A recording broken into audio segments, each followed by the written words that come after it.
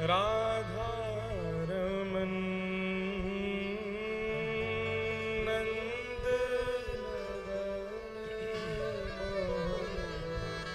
राधा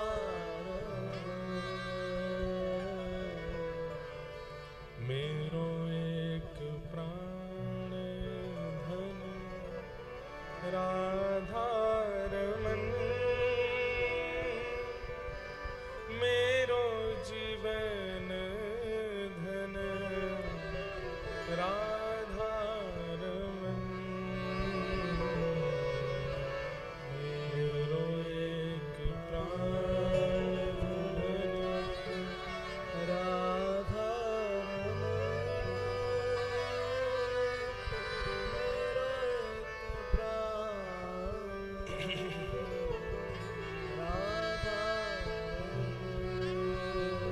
ओ मेरो जीवन धन राधा रमन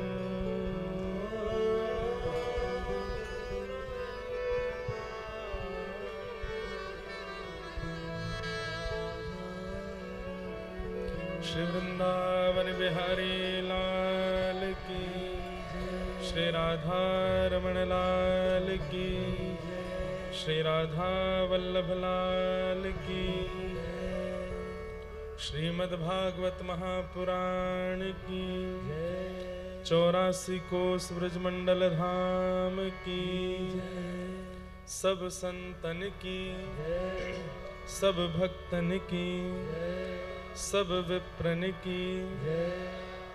84 कोस ब्रजमंडल धाम की, गिरिराज धरण की, श्याम सुंदर श्री यमुने महारानी की, शिवल्लभाधीश की, गोसाई जी परम दयाल की, श्रीनाथ प्यारे की, श्री नवनीत प्रियालाल की, लाला के बाबा की, बाबा के लाला की, लाला बाबा दोनों की, श्री एकलिंग जी महाराज की, गोपेश्वर महादेव की जय जय श्री राम।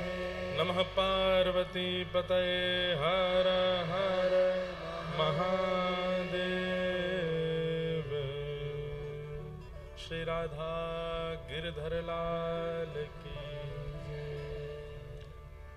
परम मंगल में प्रात प्रखलेश्वर अकारण करुणा वृणालय भक्तवांछा कल्पतरु तड़ित्वत विनिंदित पीतांबरधारी श्री बालकृष्ण प्रभु की वांगमयी प्रतिमूर्ति वाणीमयी प्रतिमूर्ति श्रीमद् भागवत महापुराण को बारंबार प्रणाम। संत जनों के परमाशीर्वाद से, श्रीनाथ जी की परम कृपा से हम आप सब लोग पुरुषोत्तम मास के पावन अवसर पर श्रीधाम वृंदावन में यमुना जी के पावन पुलिन श्री राधा माधव के पावन क्रीड़ा विहार निवास स्थली वृंदावन में मधुरतम भागवत की कथा का श्रवण कर रहे हैं। ये हमारा परम सौभाग्य है। मंच पर विराजमान समस्त दृश्य अदृश्य विप्रवृंद, समस्त गंधर्वजन, कथा के निमित्त मनोरथी परिवार उदयपुर और नाथद्वारा से पधारे सब वैष्णवजन और आप सभी हरिभक्त परायण ठाकुर जी के प्रिय समस्त श्रोता भाई बंधु मातृशक्ति, सबको जय श्री कृष्ण, जय सिया राम, जय श्रीमन नारायण, जय जय श्री राधे।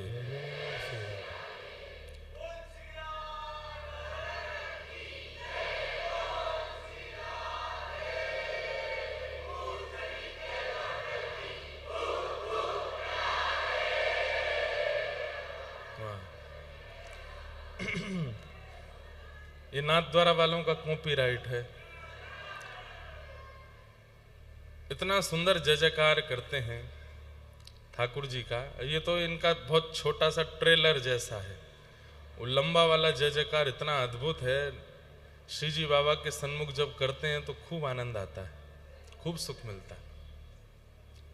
अब ये पूछ रही के लौठा की हुप हुप प्यारे, इसके बड़े अर्थ हैं। व्रज में अलग है, नाथद्वारा में अलग है, लेकिन हमको विवाद वाली बातें नहीं करनी हमको प्रेम वाली बात ही करनी है। बात ऐसी है बस कि पूछ रही के लौठा श्री हनुमान जी जब लाला ने गिरिराज जी धारण किए तो श्री गिरिराज जी कभी दाईं ओर झुके, कभी बाईं ओर झुके, और श्री हनुमान जी जाकर के ब्रजवासी के संग में भुजा लगा करके गिरिराज जी को ऊपर करवा में, क्योंकि ऐसे गिरिराज जी कभी जामे, ऐसे जामे, तो जहां की ओर झुके वहीं सब ब्रजवासी छड़ी लगा में। जब ठाकुर जी ने उठाए थे तो पूछ रही के लौठा के नाम से ही सब जानते, कोई कोई थोड़ी पता ही कि हनुमान जी पहलवान जैसे दिखते हैं हनुमान जी, तो सब रे जैसे जोर लगा के हई सा बोले ना, ऐसी सब हनुमान जी जब भुजा लगा में तो सब ब्रजवासी बोले पूछ रही के लौठा की हुप हुप प्यारे, क्या बात है बंसी वारे, धारण कर लियो गिरिराज, ऐसे सब ब्रजवासी को भाव है। नाथद्वारा में इसकी भावना दूसरी है, नाथद्वारा में इसका भाव दूसरा है। वहां पे हु प्यारे कहते हैं। बोले पूंछरी के लौठा जो हैं ये प्रतीक्षा कर रहे हैं श्री जी बाबा की, और प्रतीक्षा में बैठे हुए हैं कि हमारे लाला ब्रजसों नाथद्वारा चले गए, अब कब आवेंगे। तो श्री जी बाबा को पूछरी के लौठा की याद आवे, हनुमान जी की याद आवे, तो हमारे सब वैष्णव श्री जी बाबा की भावसों नाथद्वारा वारे, उदयपुर वारे पूछरी के लौठा से कहें कि तुम दूर ही रहो, हमारे लाला अब नहीं आवेंगे, अब तो यहीं रहेंगे। तो हुप प्यारे को एक भाव वहां पे ऐसा है कि आप दूर रहो, लाला के सन्मुख आओगे तो आपकी याद आवेगी, वापस ब्रज आ जाएंगे, तो हु प्यारे दूर रहो तो ऐसे भाव हैं, लेकिन सब भाव आनंदमय हैं। कल ठाकुर जी का मधुर हम लोगों ने यहाँ पर भाव श्रवण किया, भागवत जी के प्रारंभिक प्रथम स्कंद के श्लोकों के भाव हम श्रवण कर रहे थे। कल संध्या में प्यारे गिरधर लाल जी का फल मनोरथ हुआ। फल मंडली के बीच में ठाकुर जी विराजे और ठाकुर जी की छाक लीला हुई। छाक लीला में लाल जी जब गैया चरावे जामे तो जितनी भोजन सामग्री सब ब्रजवासी लेकर के वन में जामे, वन में पाए भई वा प्रसादी को छाक लीला के में। अब दो भाव से छाक लीला होती है। जितने भी हमारे व्यवस्था प्रमुख हैं कृपा कर जूते बाहर उतार करके आवे, बिल्कुल भी कथा पंडाल में जूते ना पहने और बिल्कुल शांति का परिचय दे करके सब लोग बैठेंगे कथा में। आवाज ना आ रही? आ रही है? ना आ रही? जबरदस्ती बोल रहे हैं यहाँ वाले तो आ रही है, मुपत तो है छाक लीला दो भाव से होती है। एक भाव से तो यशोदा मैया लाला के संग में छाक धर के भेजे, प्रसादी धर के भेजे, वाकू जाए करके ठाकुर जी पामे। विब्रद वेणुम जठर पटयो श्रांग वेत्रे च कच्छे वामे पाणे मृषण कवलम तत्फलम लांगुलीशो। सुकाचार्य जी भागवत में वर्णन करते हैं। तिष्ठन मध्य, चारों तरफ ग्वाल बाल बैठते हैं और ठाकुर जी सबसों कहमे कि अपने अपने घर की सामग्री पवाओ। तो कोई बैगन को साग लेके आयो है, कोई कढ़ी लेके आयो है, कोई कछू लेके आयो है। सब सामग्री इनको ठाकुर जी सबसों ले करके पामे। एक छाक लीला तो ऐसी, और एक छाक लीला ऐसी कि लाला जल्दी जल्दी गैयान को लेके निकल गए हैं और घर से छाक लेके नहीं आए हैं।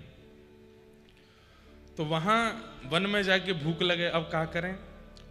तो वन की जो भिलनियां हैं, वन में निवास करवे वाली जो गोपियां हैं, भिलनियां, जो शहर में नहीं रहती, वन में ही रहती, वो ठाकुर जी को झरोखेन से, कभी कोई वृक्ष की लता पत्र से, कुंज से ठाकुर जी को देखती हैं।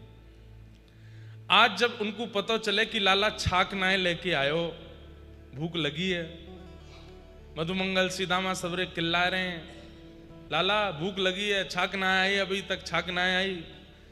तो जादना ठाकुर जी छाक ना लेके जामे, यशोदा मैया कोई गोपी के हाथ वन में भिजवावे। तो आज गोपी को आवे में भी विलंब है गयो। अच्छा, गोपी को कैसे पता चले कि लाला कहाँ गए?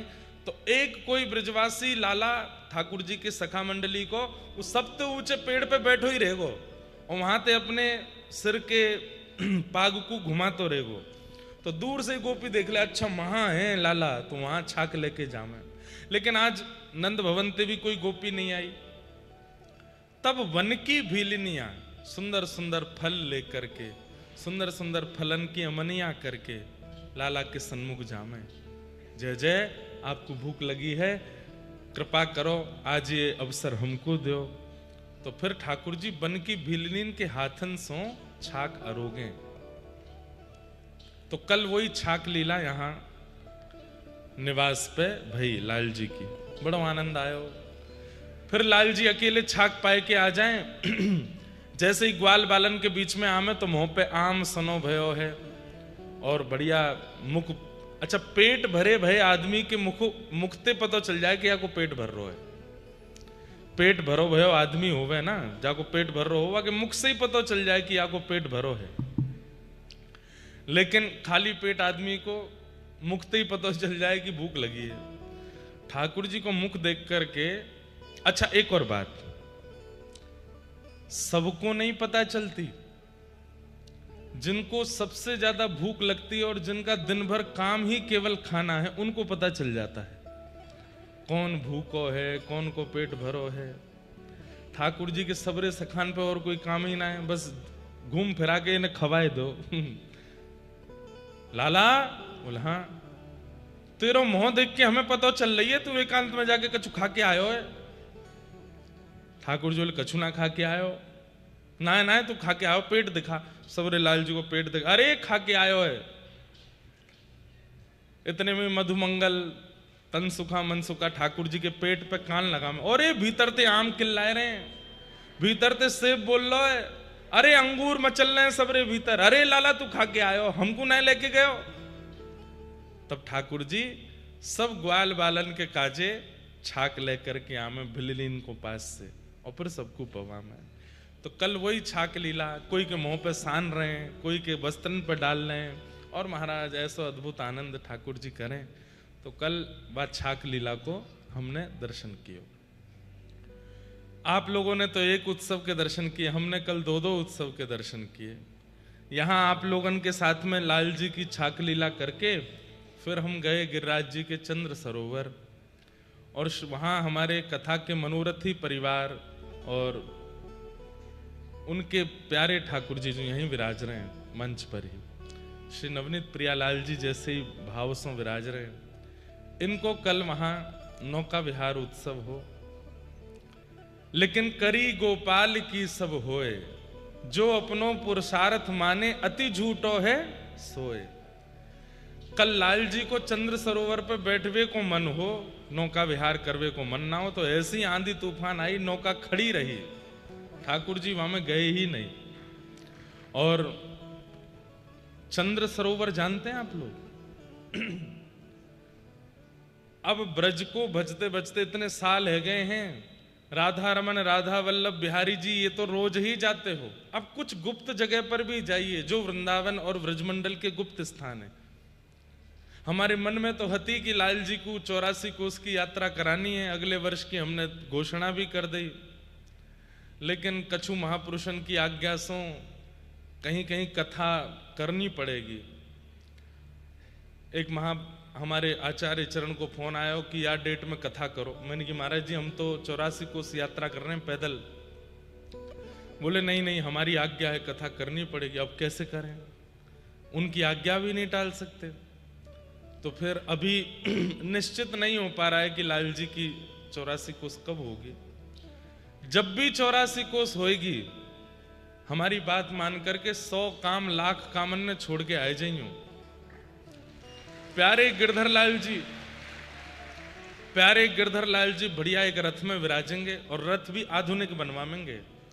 कोई गाड़ी के पीछे ही बढ़िया शीशा को रथ बनवाएंगे, वहां में लाल जी विराजे, वही में पर्दा लग जाए करें, एसी वेसी चलते रहे लाल जी को, और चारों तरफ वैष्णव। अब शीतकाल में ही करेंगे, क्योंकि हम गाड़ी वाली यात्रा नहीं करेंगे, हम तो पैदल यात्रा करेंगे।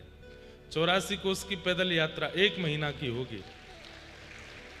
और श्री गिरधर लाल जी रथ में विराजें, सबन को दर्शन देते भय चलें, और आगे कम से कम 100, 150, 200 गैया चलें, वहां के पीछे सबरे भाई लोग हमारे ग्वाला बन के चलें, पावन में कड़ूला पहने हो, हाथ में छड़ी लई हो, बगलबंदी धारण करके, पीलो छापो चंदन लगाए के, और महाराज इत्र महकाए के, मुंह में पान रचाए के, बिल्कुल ब्रजवासी बन के, और गले में महाराज माला पहन करके, सिर पे बढ़िया जो है पाग बांध करके, आंखन में काजर लगाए के, आहा आंख ऐसी लगे जगन्नाथ जी जैसी, अरे तुम्हारी बहू ना पहचान पाए कौन सो भैया ये लंबो लंबो काजर लगो हो, और रास्ता भर हुई हुई करते भय चलेंगे। लाल जी की गैया ने चरावेंगे, पीछे सबरी गोपी आवेंगी। ये तो नियम रहेगो, चाहे पाम फट जाए, चाहे राग लग जाए, राग जाने धोती पहन व्यवहारे जाने राग कहते के, चाहे पाम फट जाए, चाहे राग लग जाए, पैंट में कोई नहीं चलेगो। 1 महीना की पूरी यात्रा में सबन को धोती पहननी है, और हमारी माताएं बहनें सब गोपी भाव सो, जैसे ब्रज को श्रृंगार है वैसे ब्रज की गोपी बन के लाला को लेकर, मतलब लगे कि कलयुग में द्वापर प्रकट है गयो है, श्री साक्षात कन्हैया के रूप में गिरधर लाल जी चल रहे हैं, और हम आप सब लोग 84 कोस यात्रा करा रहे हैं। 84 कोस हुई भी तो इसीलिए थी, नंद बाबा यशोदा मैया ने बड़ी मन्नत मांगी कि हमारे लाला है जाएगो तो वाकू सबरे तीर्थन में लेके आवेंगे।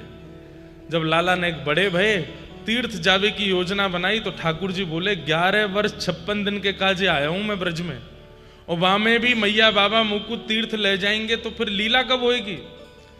तो सबरे देवी देवतान को ठाकुर जी ने यहीं प्रकट कर दियो, और नंद बाबा को बताई, बोले बाबा कहीं जावे की आवश्यकता ना, यहीं चलो। हाँ बालकों बैठो, अभी ले लूंगा, बैठ जाओ, विश्राम में दियो हैं। और सबको लेकर के ठाकुर जी 84 कोस गए। तो बड़ी मन में इच्छा है, रोज कम से कम 16 किलोमीटर, ज्यादा से ज्यादा 20 किलोमीटर रोज चलना पड़ेगा। और बढ़िया वहां में ऐसी व्यवस्था रखेंगे, जो श्रोतान में थोड़े डॉक्टर हैं, चिकित्सक हैं, वे लोग भी चलेंगे। कोई के पाम में कोई दिक्कत है गई तो वाकू उपचार करें, कोई को और कोई दिक्कत तो वाको उपचार।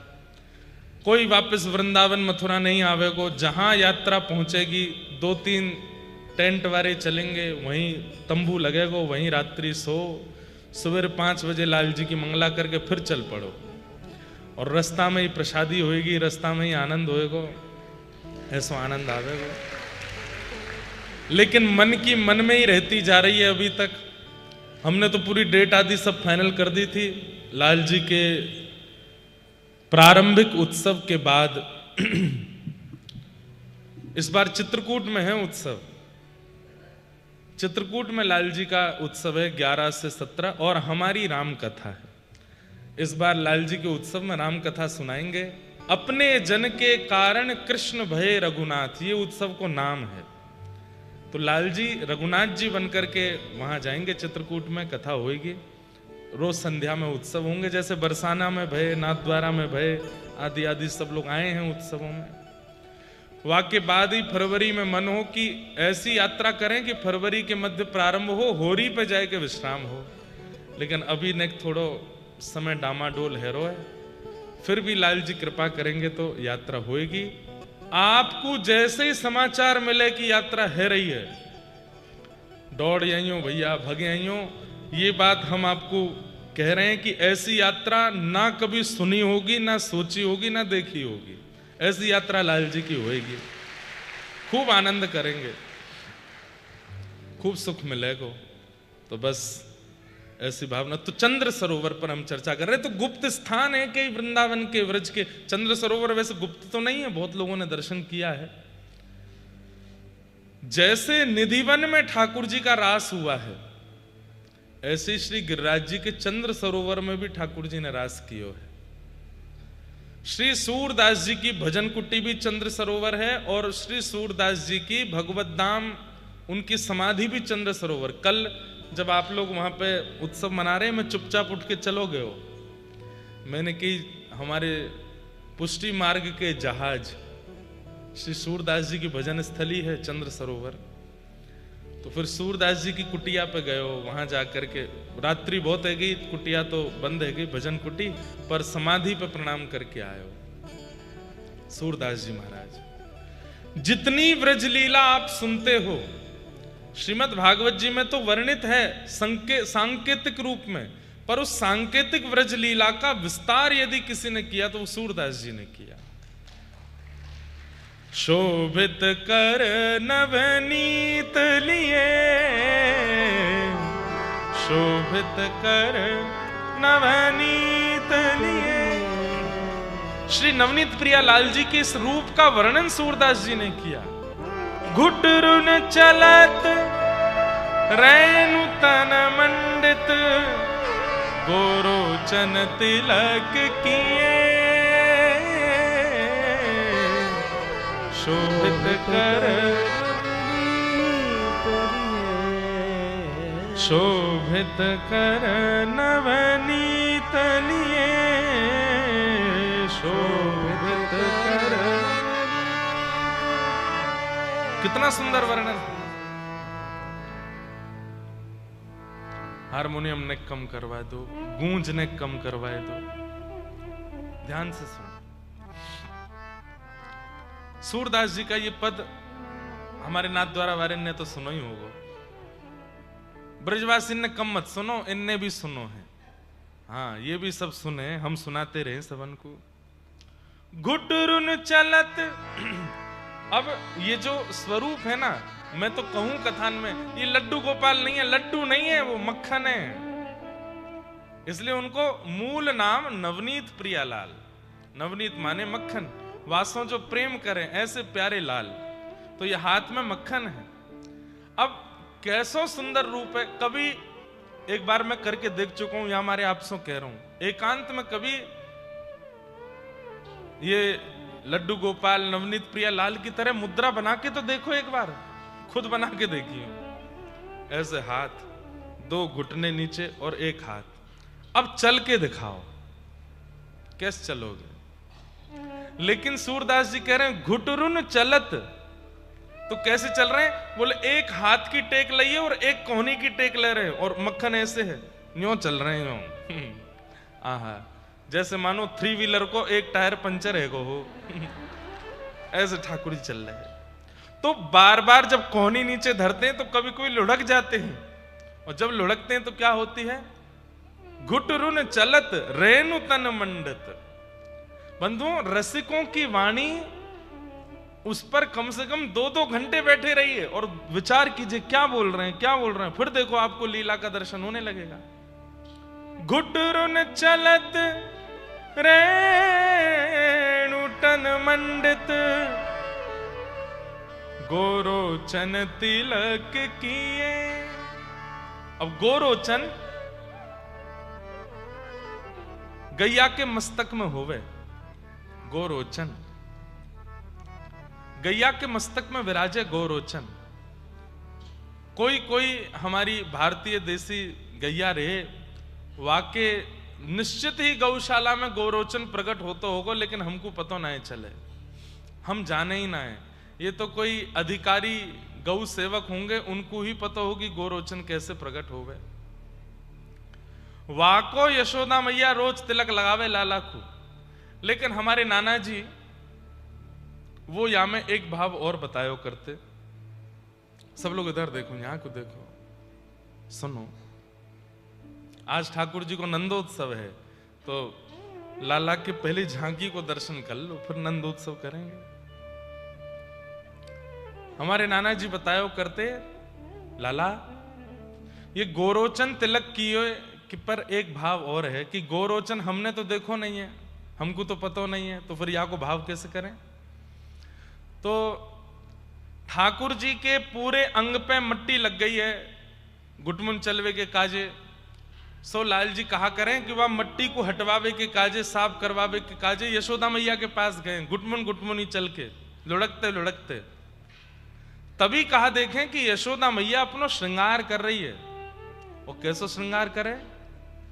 बोले यशोदा मैया बीच में बिंदी धारण करके, केश आदि को संवार के, सिर पर चुनरी धारण करके, एक सफेद बिंदी एक लाल बिंदी, ऐसे पत्रावली, सफेद लाल सफेद लाल सफेद लाल पत्रावली बना रही है। और ठाकुर जी बैठे बैठे हाथ में नवनीत लिए वाकु देख रहे हैं। तभी लाल जी के मन में आई कि मैं हूं ऐसा श्रृंगार करूंगा अपनो, अभी बोलना ना जाने, गुटमुन चले। सो ठाकुर जी दौड़ करके भाई गुटमुन व्यवस्था में गौशाला जामे और एक बिंदी मक्खन की लगामे, एक बिंदी गोबर की लगामे, एक बिंदी मक्खन की लगामे, एक बिंदी, अब बिल्कुल सिमेट्री में तो लग नहीं रही होगी, एक यहां लग गई, एक यहां लग गई, एक यहां लग गई, ऐसे ठाकुर जी गोबर और मक्खन की बिंदी लगा रहे हैं। तो या भाव से गोरोचन तिलक किए। चारु कपोल, सूरदास जी की वाणी देखो, चारु कपोल लोल लोचन मुख दधि लेप किए। एक तो अपने मुख पर गोरोचन को तिलक किया है, वाके बाद में दही लेप लई है, अपने सुंदर सुंदर गालन पर चारु कपोल, कपोल माने गाल, गालन पे दही लगा रखी है, मुंह पे सान रखी है, और बीच बीच में अपनी छोटी सी जीभ निकाल करके वह दही को चाट और ले में। चारु कपोल लोल लोचन, लोल लोचन, लोचन मतलब नेत्र। कैसे हैं ठाकुर जी के? बड़े बड़े नेत्र हैं। अच्छा एक बात बताऊं, जैसे हम लोग पलक झपकते हैं, पलक झपक के तुरंत खुल जाती है, पर ठाकुर जी के ऐसे नेत्र नहीं है। कैसे हैं? पलक झपक के खुलने में भी 1 सेकंड से ज्यादा लगता है। बड़े बड़े नेत्र हैं ठाकुर जी के, तो धीमे से पलक नीचे आवे फिर खुले, फिर नीचे आवे फिर खुले, इतने सुंदर लगे। चारु कपोल लोल लोचन मुख दधि लेप किए, शोभित कर नवनीत लिए। और लट लटकन मनुमत मधुप गण, लट लटकन मनुमत मधुप गण। अब कितना सुंदर भाव।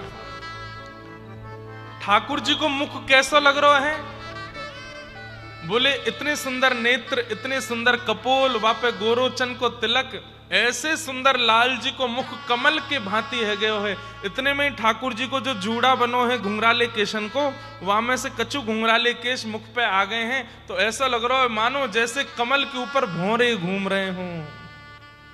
बीच बीच में वो, अच्छा छोटे बच्चों के बड़े बाल हो जाते हैं, उन पर संभालने तो आमे ना है, उन्हें यूं तो पता ना है कि यूं स्टाइल मारनी है, ऐसे अपनी जुल्फ पीछे करनी है, उन पे तो आवे ना है। तो वो कहा करें, औंधे सीधे कैसे वो हाथ अंते उनको बेचारे पीछे करेंगे, कभी यूं करेंगे, कभी बड़े बाल है जाए, कई बालकन के मुंडन ना हो में ना, तो उनके देखो कैसे बाल। अच्छा हमारे ठाकुर जी को तो मुंडन ही भयो 11 वर्ष 56 दिन बाद।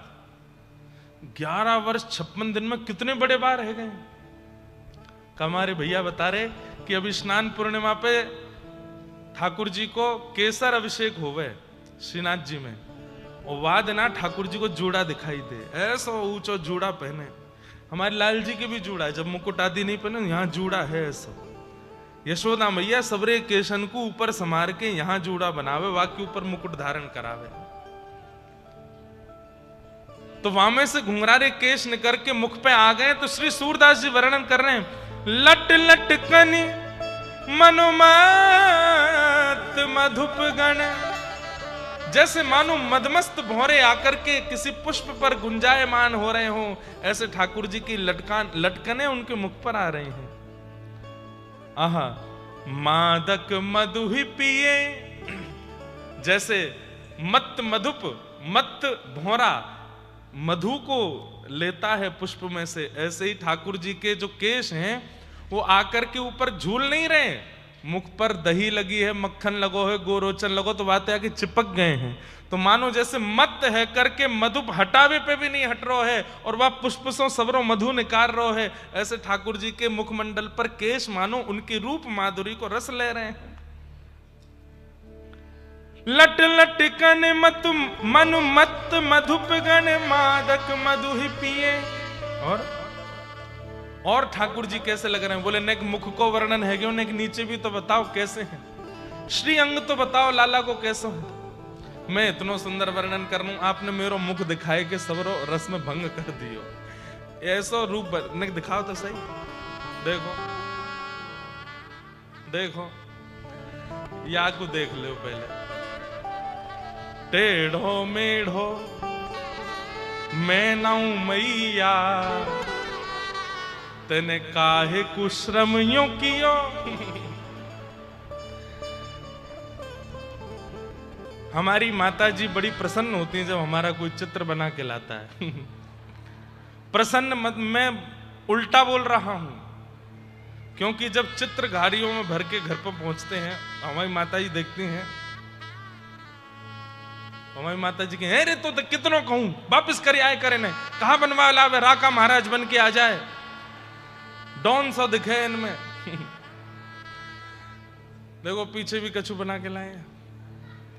सुनो आज की बात, हमारी माता जी आ गई हैं, उन्हीं को दियो सबरे आए के हैं। बैठ जाओ धर लो। अरे ठाकुर जी की रूप झांकी को दर्शन करो, कितने प्यारे लग रहे हैं। कठुला कंठ वज्र के हरि नख,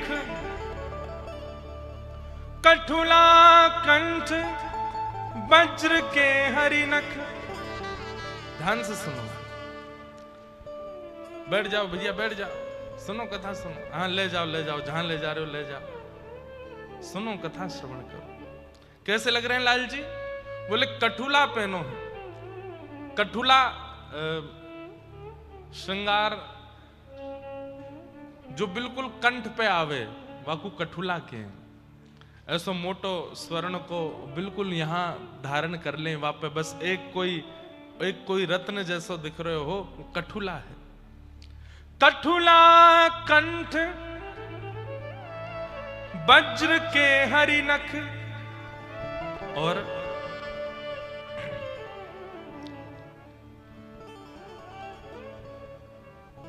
बाग नख, बग नखा ठाकुर जी ने अपने कंठ पर धारण कर रखा है। राजत रुचिर हिये, सुंदर ठाकुर जी ने कंठ में धारण कर रखा है। धन्य सूर एको पल इन्हीं, सुख का सतकल्प जिये। धन्य सूर एको पल इन्हीं, सुख का सतकल्प जिये। ऐसे ठाकुर जी को दर्शन करवे के बाद, ऐसे ठाकुर जी की मधुर झांकी देखवे के बाद एक क्षण में आनंद आ गयो है। अब वाक्य बाद 100 कल्प जी 100 वर्ष जीवे की कौन की इच्छा होएगी। ऐसे लाल जी दिख गए, बस वाकु देखवे के बाद तो प्राण चले जाए हमारे, बस अब जीवे की अभिलाषा नहीं है। जैसे गोपियां वेणु गीत में कहती हैं, क्या अक्षणवताम फलमिदम न परम विदाम। आपको देखने के बाद इन आंखों का साफल्य पूर्ण हो जाता है। सूरदास जी वही वर्णन कर रहे हैं कि ऐसे सुंदर नवनीत प्रिया लाल जी को देखवे के बाद में 100 वर्ष जीवे की कौन की इच्छा है। वो एक क्षण को दर्शन भयो वा के बाद तो प्राण चले जाएं हमारे, अब आवश्यकता नहीं, अब जीवे की अभिलाषा नहीं है। ऐसे सूरदास जी की भजन स्थली है चंद्र सरोवर। तो कल जब वहां पर आपके उत्सव में पहुंचे, उसके बाद फिर सूरदास जी की भजन कुटी को दर्शन कियो। हमारी प्रार्थना है सब वैष्णवंशों चंद्र सरोवर जाके श्री सूरदास जी को जरूर प्रणाम करके आओ। उन्हीं की कृपा है कि व्रज के हम मधुर भावन को सुन पा रहे हैं और उनके समीप जा पा रहे हैं।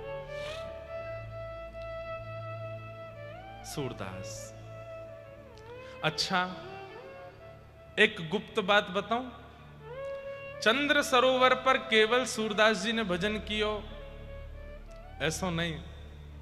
चंद्र सरोवर की एक रोचक कथा और है कि चंद्र सरोवर पर जो रास भयो वहां में वृंदावन के रास सो नेक विलक्षणता ज्यादा है। वृंदावन में रास भयो जगऊ कलम्बाम दृशाम मनोहरम, ठाकुर जी ने वंशी बजाई है। लेकिन चंद्र सरोवर पर जो रास भयो है वहां में ठाकुर जी वंशी नहीं बजा रहे हैं, वहां में हमारी श्री राधा रानी वंशी बजा रहे हैं। चंद्र सरोवर में किशोरी जी वंशी बजा में। और सुनो, वृंदावन में जो रास भयो हम लोग भागवत जी में सुने कि ठाकुर जी पहले रास स्थली पहुंच गए और वहां जाके वंशी बजा में, वह वंशी को धुन को सुन के सब गोपी और किशोरी जी आमे फिर रास हो गए। लेकिन चंद्र सरोवर पर उल्टो, सबरी गोपी और श्री जी पहले पहुंच गई हैं, ठाकुर जी नहीं आए। तब ठाकुर जी को बुलावे के काजे किशोरी जी के बहुत देर रह गई, अभी तक श्याम सुंदर आए नहीं, लइयो ललता मेरी वंशी दे। और जैसे ललता जी ने वंशी पधराई, आज पहली बार है व्रज भूमि वृंदावन में श्री किशोरी जी वीणा बजाती हैं, लेकिन वंशी पहली बार धारण कर रही हैं। और जैसे अपनी मधुर वंशी को किशोरी जी ने अधर पर धारण किया और कोमल उंगलियों से छिद्रन आच्छादित करके जैसे प्राण पिरोए, दूर नंद भवन में बैठे हैं श्याम सुंदर। आज तक वेणु की ध्वनि इनसों प्रकट भई है, आज तक वेणु की ध्वनि इनसों प्रकट भई है, लेकिन आज ठाकुर जी कछु कर रहे हैं और कानन में वेणु की ध्वनि आ रही है, वंशी की ध्वनि आ रही है और ठाकुर जी बेचैन है रहे। अरे मेरी वंशी तो यहां धरी है, या में तो स्वर आना रहो, ये वंशी कौन बजा रहा है, ये वंशी की धुन कहां से आ रही है। जैसे व्याकुल होकर के गोपियां दौड़ी थी, वैसे व्याकुल होकर के श्याम सुंदर दौड़ रहे हैं। कोई कुंज में ढूंढे, कोई वृक्ष के पास ढूंढे, यमुना जी के पास ढूंढे, सरोवर के पास जामे और वंशु की धुन सुनते सुनते सुनते विरह व्याकुल श्याम सुंदर पहुंच गए गोवर्धन। और वहीं गोवर्धन में चंद्र सरोवर से वंशी की ध्वनि जैसे झरोके से झांक के देखो, आहा, तप्त कांचन गौरांगी श्री राधे वृंदावनेश्वरी अपने अधर पर वंशी धारण करके बजा रहे हैं। ठाकुर जी तो वहीं भाव विह्वल है गए।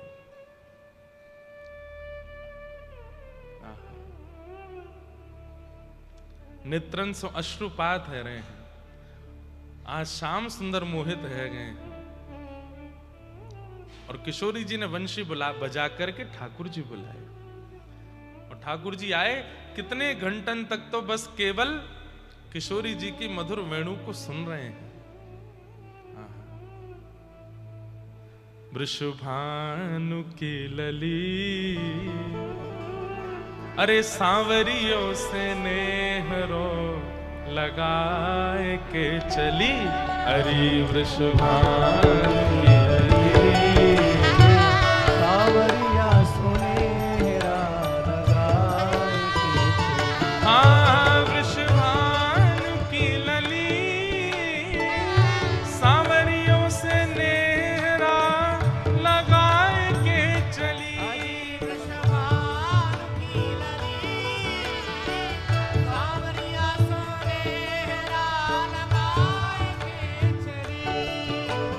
भानु की लली, सांवरियों से नेहरा लगाए के चली। सांवरिया सुनेहरा लगाए के चली। बाद में सुनाऊंगा, बैठ जाओ। किशोरी जी ने वंशी बजाई, बहुत सुंदर व्रज को भाव है और बहुत कम गाया हूं मैंने कथान में। जैसे ठाकुर जी की वंशी कलिकाल में श्री हितहरिवंश महाप्रभु के रूप में प्रकट भये, ऐसे ही किशोरी जी की वंशी श्री वंशीधर और वंशी अली जी के रूप में प्रकट भई। बरसाने में आज भी उनका स्थान है, वंशी अली जी को। वंशी अली इतना सुंदर चरित्र है। वंशी अली जी को मैंने गिरिराज जी में कहो पिछले वर्ष, बहुत सुंदर चरित्र है। उनके ठाकुर जी को मैं दर्शन भी करके आयो। गत वर्ष दिल्ली में कथा आती तो मेरो जन्मदिन आयो तो वादना वृंदावन तो आ नहीं पाए और राधारमण जी नित्य मंगला करवे जाऊं जब जन्मदिन हुए तो वहां गए और लाडली जी के दर्शन करवे चांदनी चौक श्री वंशी अली जी के ठाकुर जी, वहां पे किशोरी जी के हाथ में वंशी है। अच्छा, इतनी रोचक कथा है कि ये कैसे पता चली कि वंशी अली जी किशोरी जी के अधर की वंशी हैं?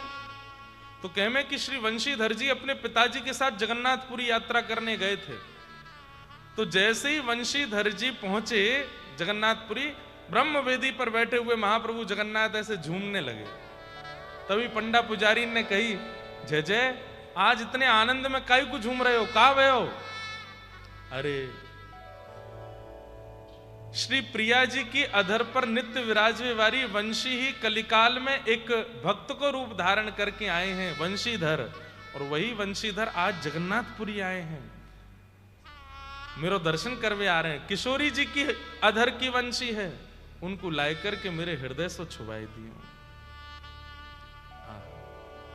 तब पंडा पुजारी सब बाहर पहुंच गए, दर्शनार्थी एक सौ नाम पूछने लगे, तुम्हारो नाम क्या है, तुम्हारो नाम क्या है? इतने में ही वंशीधर जी जब पहुंचे, छोटे हैं, ज्यादा बड़ी अवस्था नहीं, तब आपने कही मेरो नाम वंशीधर। जैसे ही कही वंशीधर, सबरे पंडा पुजारी ने गोद में उठा लिए, लेकर के भीतर गए हैं और जाए करके श्री जगन्नाथ जी के हृदय से लगा दिए। जगन्नाथ जी के नेत्रों से अश्रुपात होने लगे कि किशोरी जी की अधर की वंशी आई है। उनको भी नहीं पता थी कि वे कौन है। जगन्नाथ जी ने बताया कि आप तो किशोरी जी के अधर की वंशी हो, वंशी अली जी।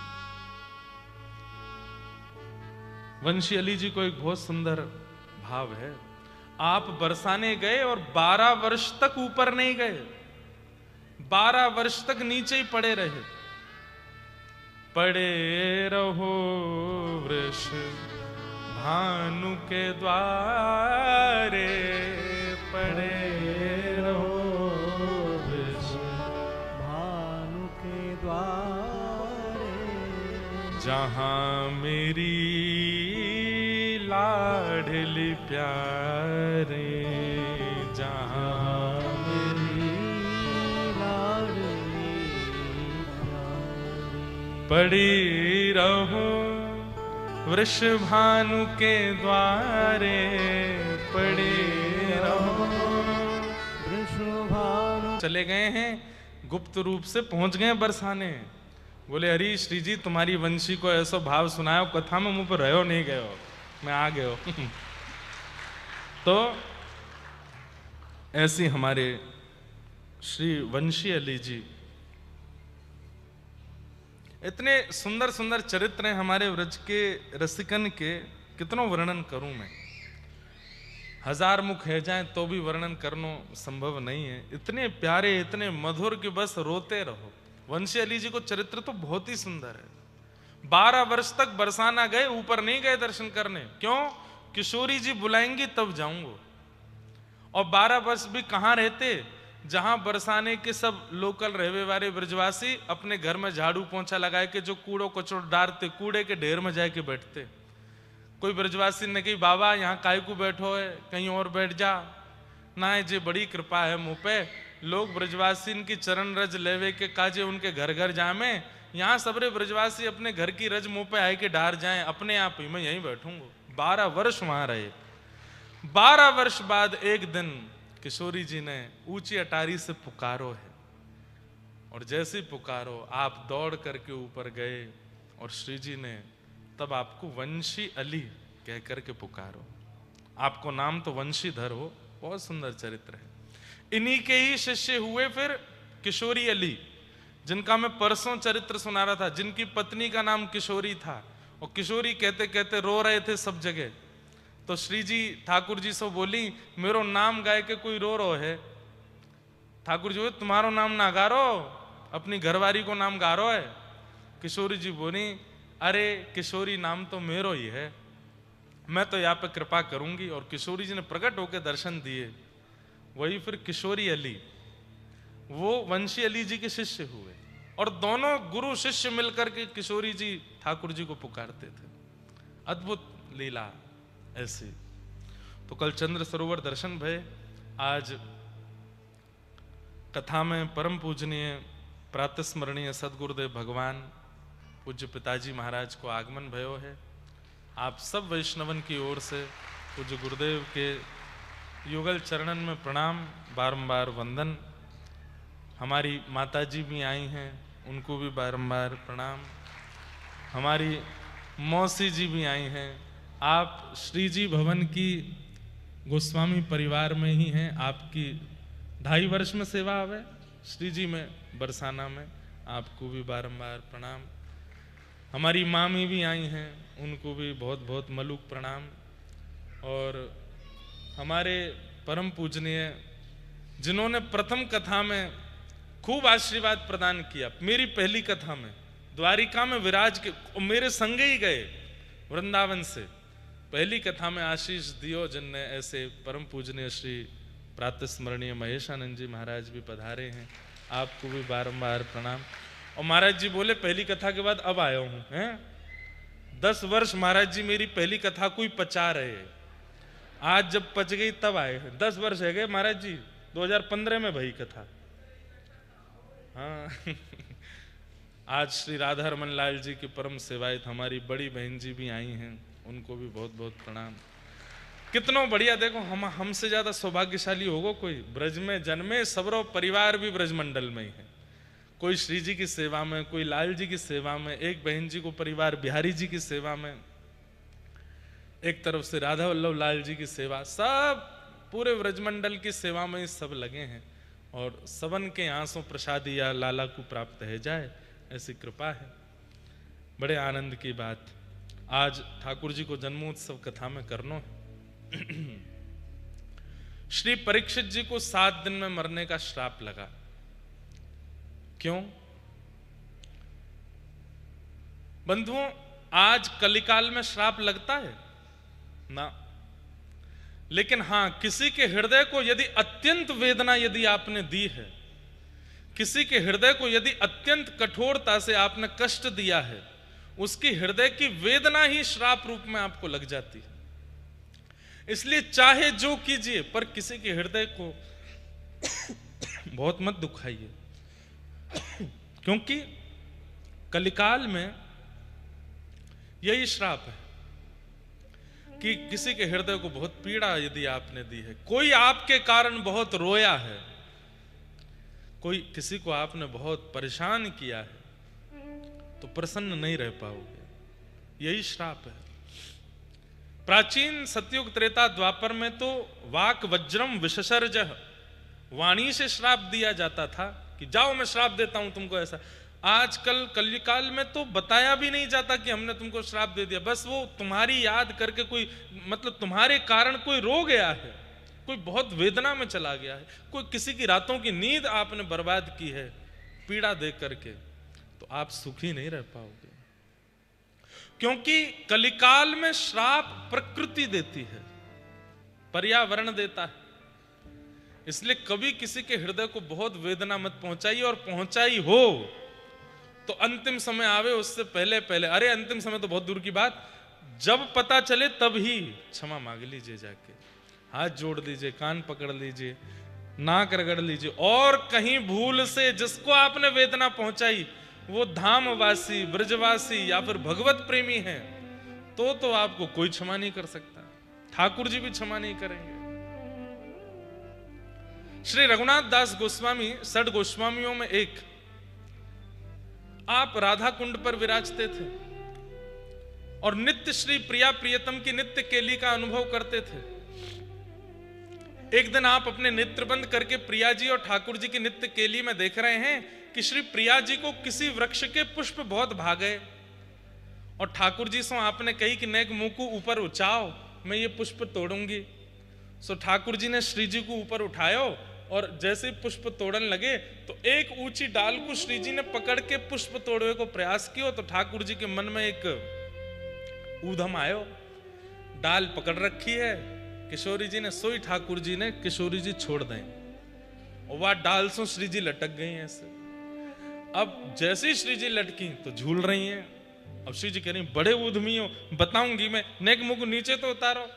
तो ये लीला दर्शन करके श्री रघुनाथ दास गोस्वामी बहुत जोर से हंस गए, और जैसे ही हंसे उसी समय एक व्यक्ति सामने से जा रहा था जिसका एक पैर ठीक नहीं था, थोड़ा सा लंगड़ा रहा था, ब्रजवासी।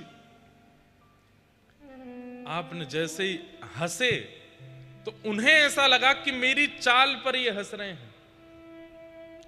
सोचिए, जानबूझ के नहीं हंसे, उनको देख करके नहीं हंसे, केवल एक लीला का स्मरण करके हंसे। और उसी समय वो जो व्यक्ति थे उनका वहां से निकलना हुआ, उनको लगा कि ये मेरी चाल पर हंस रहे हैं। केवल मन में भाव आया कि मेरी चाल पर हंस रहे हो।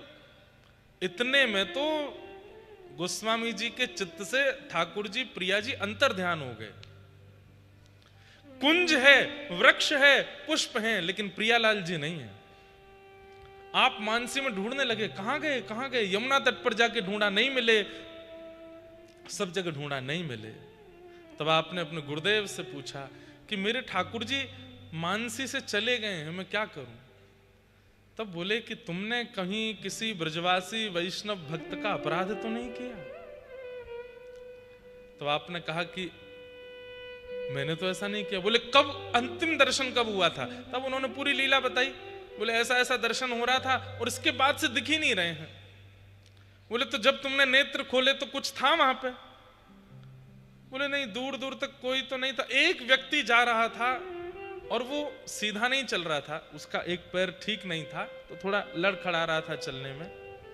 बोले बस, तुम लीला देख के जोर से हंसे, उस समय वो तुम्हारे सामने थे और उनको ऐसा लगा कि तुम उनकी दुर्बलता पे हंस रहे हो, और उनके मन में ये भाव आया कि मेरी दुर्बलता पे हंसते हो। उनको अपराध लगा, उनको अपमान लगा, इसलिए तुम्हारे चित्त से ठाकुर जी चले गए। वो ब्रजवासी है, क्या करें। बोले एक वैष्णव ब्रजवासी को अपराध करने का, वैसे तो कोई शास्त्रों में उसका विधान नहीं कि उस अपराध से कैसे बचा जाए, लेकिन फिर भी एक क्रिया है। क्या? एक का अपराध करने पर कम से कम 100 वैष्णवों से क्षमा मांगो, तो एक का अपराध हटेगा। तुम तो एक काम करो। बोले क्या? राधा कुंड, गोवर्धन, वृंदावन के सब वैष्णवों का जरा भंडारा करो और भंडारा के बाद सबके चरणों में गिर गिर कर सबसे क्षमा मांगो। तब आपने जरा भंडारा करके सबसे क्षमा मांगी। अब कोई आपको प्रसाद पवा के चरणों में गिर के गए, मुझे क्षमा कर दो, अब आप कहोगे भाई तेरा दोष क्या, क्षमा क्यों मांगते हो। ऐसे ही अनेकों ब्रजवासियों को भंडारा करा करके जब क्षमा मांगी, सब ब्रजवासियों ने कहा अरे भैया तेरा कोई अपराध ना, काहे को तू क्षमा मांगे। और भगवत कृपा से उन समस्त वैष्णवों में वो भी आए थे ब्रजवासी जिनको देख के ये हंस गए थे।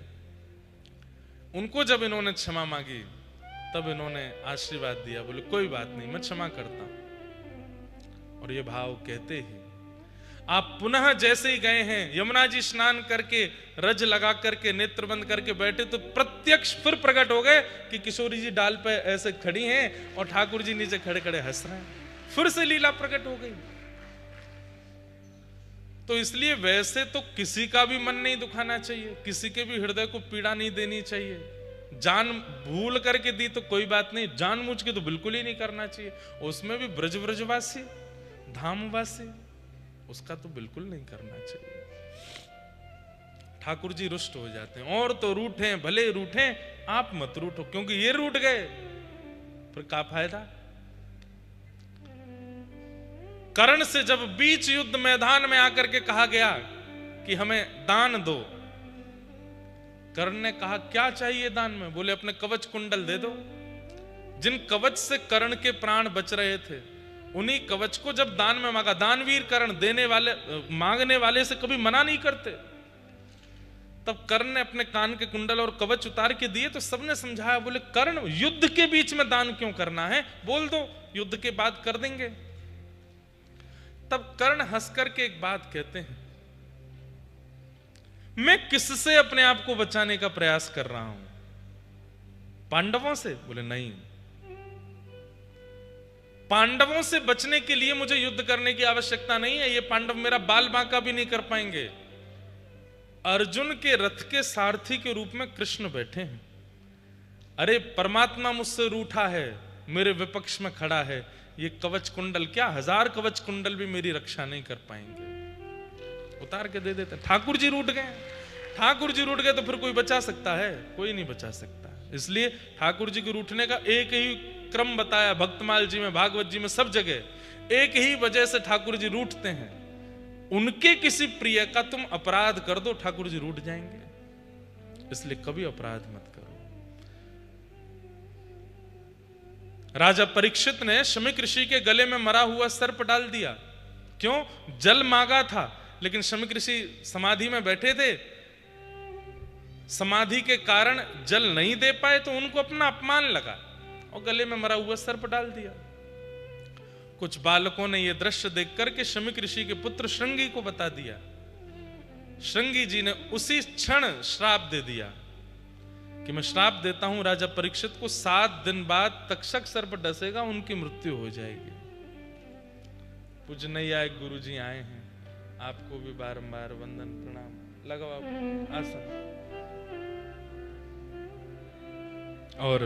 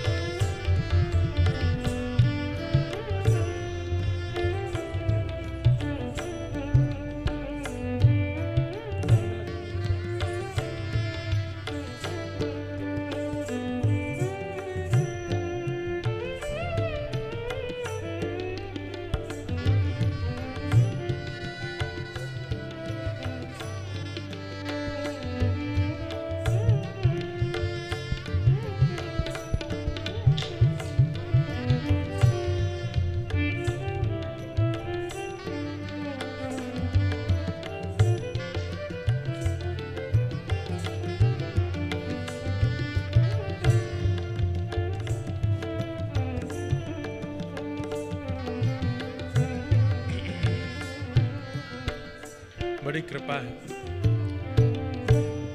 पूज्य नैयायिक गुरु जी आए हैं और साथ में श्री रघुनाथ आश्रम वृंदावन के पूज्य श्री परम पूज्य श्री अनंताचार्य जी महाराज आए हैं। साथ ही रंग लक्ष्मी विद्यालय के प्राचार्य गुरुदेव भी आए हैं। सब आचार्य महापुरुषों को बारंबार प्रणाम, बारंबार वंदन। आज कथा के प्रारंभ में बरसाने वारी को स्मरण कियो, या हमारे सब आचार्यन की कृपा बरस रही है। बरसाने वारी बरस रहे हैं। इतने महापुरुषों का आगमन हुआ। सब बड़ी, आज ठाकुर जी को नंदोत्सव और है, तो लाला के नंदोत्सव के भाव से सब पधारे हैं। पर वृंदावन की कथा है। वैसे ही हम कथा कहते कहते भाव में चले जाते हैं, कभी कहीं कभी कहीं। और वृंदावन में कथा हो तो हमको रोकना नामुमकिन है। तो कथा तो अभी प्रथम स्कंद पे ही है, लेकिन स्मरण करते हुए समस्त स्कंदों का ठाकुर जी के जन्मोत्सव पर चलेंगे। थोड़े विषय का स्पष्टीकरण समझ लें। श्रृंगी ने श्राप दिया, 7 दिन में तक्षक सर्प के डंसन से राजा परीक्षित की मृत्यु होगी। राजा परीक्षित लौट करके जब अपने स्थान पर पहुंचे और तब आत्मग्लानि हुई। मैंने एक दिन कथा में कहा था, शायद पहले दिन ही कहा था, अपने किए की यदि ग्लानि होती है, अपने अपराध का यदि बोध होता है, तो इसमें यही मानना चाहिए कि आचार्य गुरुजन और ठाकुर जी की मुझ पर कृपा है कि मेरी गलती का मुझे बोध हो रहा है, मेरी गलती की मुझे ग्लानि हो रही है। दुनिया में ऐसे कितने लोग भरे पड़े हैं, पूरा जीवन निकाल देते हैं, लेकिन अपनी गलती कभी नहीं मानते, अपनी गलती कभी स्वीकार नहीं करते, अपने किए का कभी उनको बोध नहीं होता। गलत करते करते पूरी दुनिया से निकल जाते हैं, लेकिन कभी उनको नहीं लगता कि हमने ये गलत किया। और एक बात सुनिए, अपने अपराध का बोध जिसको हो जाता है, ठाकुर जी उसको स्वीकार करते हैं, वो कहीं ना कहीं वैष्णव श्रेणी में आ जाता है। लेकिन जिसको अपनी गलती कभी स्वीकार नहीं होती, वही तो राक्षस। रावण को कभी गलती स्वीकार नहीं हुई, कंस को कभी गलती स्वीकार नहीं हुई, हिरण्यकश्यप को कभी अपने अपराध का बोध नहीं हुआ। ऐसे ही संसार में भी मानव जिसको कभी अपने अपराध का बोध ना हो, अपनी गलती का भान ना हो, समझो वही राक्षस है। और अपनी गलती पता लगने लगे, बोध होने लगे, तो समझो ठाकुर जी की दृष्टि है आपके ऊपर, इसलिए आपको पता चल रहा है। इंद्र को अपनी गलती का बोध हुआ जब वर्षा की, तुरंत भगवान के चरणों में आके पिता गुरुस्तम जगताम अधीशो, ठाकुर जी से आके क्षमा मांगी और ठाकुर जी ने क्षमा किया। ब्रह्मा जी को भी अपनी गलती का बोध हुआ था जब ग्वाल बालों का हरण करके ले गए, लेकिन उसके बाद ब्रह्मा जी ने, इंद्र ने केवल 1 श्लोक 2 श्लोकों में भगवान से प्रार्थना की, पर ब्रह्मा जी ने तो पूरी स्तुति गाई है, उसमें सफाई दे रहे हैं कि मुझसे क्यों हो गया, मैंने क्यों किया। सफाई देने वाले लोग भी कहीं ना कहीं अपनी गलती स्वीकार नहीं कर रहे हैं, ये ऐसा बता रहे हैं। अपराध बोध होना चाहिए, ठाकुर जी की कृपा है, और क्षमा मांगिए। राजा परीक्षित को अपनी गलती का बोध हुआ, बोले जिन हाथों से संतों के हृदय कंठ में माला पहनानी चाहिए थी, मरा हुआ सर्प पहना दिया मैंने। अरे मेरे भुजा कट क्यों नहीं गई, मेरा साम्राज्य जल क्यों नहीं गया, मैंने इतना बड़ा अपराध किया। तभी गौरमुख नाम के एक शिष्य शमीक ऋषि के आश्रम से आए और आकर के उन्होंने बताया, राजा परीक्षित, आपने जो कृत्य किया उसके कारण आपको 7 दिन में मरने का श्राप शमीक ऋषि के पुत्र श्रृंगी ने दिया है, आप अपनी मुक्ति का उपाय ढूंढ लीजिए। राजा परीक्षित बेचैन नहीं हो गए। बहुत ध्यान से सुनिएगा, बहुत लोग यहां बैठे हैं जिन्हें मैं ये बात बताना भी चाहता हूं कि परिस्थिति कैसी भी आ जाए, आपकी विचलनता इस बात का प्रमाण दे देती है कि ठाकुर जी पर आपको विश्वास नहीं है। बालक मां की गोद में जाकर के भी भयभीत हो, विचलित हो, इसका मतलब क्या, वो अपनी मां को भी पहचान नहीं पाया है। और इससे बड़ा दुख मां को कुछ नहीं हो सकता कि बालक मां की गोद में भी रो रहा है। सबने शांत कराने का प्रयास किया, लेकिन जैसे मां, अरे मेरा बेटा मुझ पे शांत होगा, और मां की गोद में आकर के वो भयभीत होकर के रोने लग जाए तो मां रोने लगेगी, अरे मेरा बालक, मैंने जन्म दिया फिर भी रोता है। ठीक वैसे ही जब परिस्थिति विचलित होती है, जो कभी ठाकुर जी को नहीं बचते, वो यदि परिस्थिति से रोते हैं तो ठाकुर जी को बुरा नहीं लगता। क्यों, ये मेरे हैं ही नहीं, रोए तो रोए। लेकिन जो मुख से कृष्ण नाम कहते हैं, ठाकुर जी का नाम बोलते हैं, किशोरी जी का नाम बोलते हैं, वृंदावन में रहते हैं, श्री जी की शरण में रहते हैं, एक परिस्थिति आने पर विचलित हो जाएं तो ठाकुर जी को कहीं ना कहीं यह संकेत मिलता है कि मुझ पर भरोसा नहीं, मुझ पर विश्वास नहीं। भैया ये संसार है, इस संसार में आपका सुंदर निर्माण यदि ठाकुर जी को करना होगा और आपका अंतिम जन्म यदि ठाकुर जी को करना होगा तो परिस्थितियां कभी खत्म नहीं होंगी, आती ही रहेंगी, आती ही रहेंगी। बस एक काम कीजिए, ठाकुर जी पर पूर्ण भरोसा कीजिए, सब मंगल करेंगे, सब आनंद करेंगे। आप गलत नहीं हो तो आपका कोई बाल बांका नहीं कर सकता, विश्वास करो। राजा परीक्षित भयभीत नहीं हुए, 7 दिन में मरने का श्राप सुनकर के अपने पुत्र जन्मेजय को राज्य गद्दी पर बिठा दिया, निकल पड़े। हमारी दृष्टि में ना कथा कहने का मतलब केवल प्रसंग पूर्ति नहीं होता है। कथा कहने का मतलब उस प्रसंग से आप क्या समझ रहे हो और आप अपने जीवन में क्या उतार रहे हो, ये हमारी मुख्यता ज्यादा है, इसलिए हमको विलंब भी होता है। राजा परीक्षित अपने पुत्र को राज्य गद्दी पर बिठा के निकल पड़े और गंगा जी के तट पर जाकर के बैठे। अनेक ऋषियों से जाकर के उन्होंने प्रश्न किया, मेरे जीवन के बहुत कम दिन बचे हैं, मैं क्या करूं। नहीं को मुनिर्यस्य वचः प्रमाण। अनेक लोगों ने अनेक उत्तर दिए, लेकिन कोई प्रमाण नहीं दे पाया कि इससे तुम्हें मुक्ति मिलेगी। तभी तत्रा भवद भगवान व्यास पुत्रो यदि इच्छया गामट मां सापेक्षा अलक्षलिंगो निजलावतुष्टो व्रतश्च बालैरवधूतवेश।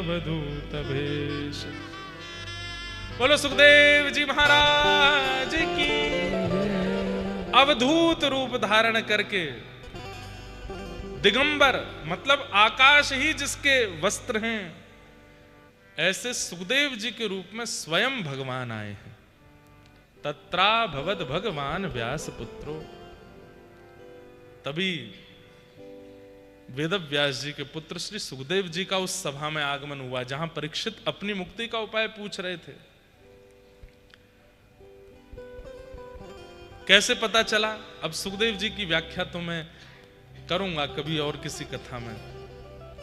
इस बार जो हम साल में एक बार भक्तमाल करते हैं ना जयपुर में, इस बार जयपुर की भक्तमाल 11 दिवसीय भक्तमाल है और उसमें सुख संप्रदाय की ही गादी है सरस कुंज, जहां पर भक्तमाल होती है। सरस कुंज की कृपा है कि हम भक्तमाली हो गए, हम भक्तमाल करने लगे। तो वहां इस बार पहले सुकाचार्य जी का रूप वर्णन और सुखदेव जी कैसे कलिकाल में सुख संप्रदाय का प्रारंभ हुआ, श्री श्यामचरण दास जी महाराज, श्री सरस माधुरी जी महाराज, उनका चरित्र कहेंगे। तो इस बार जयपुर की कथा जरूर सुनिएगा, बहुत आनंद आएगा। जन्माष्टमी पर होगी।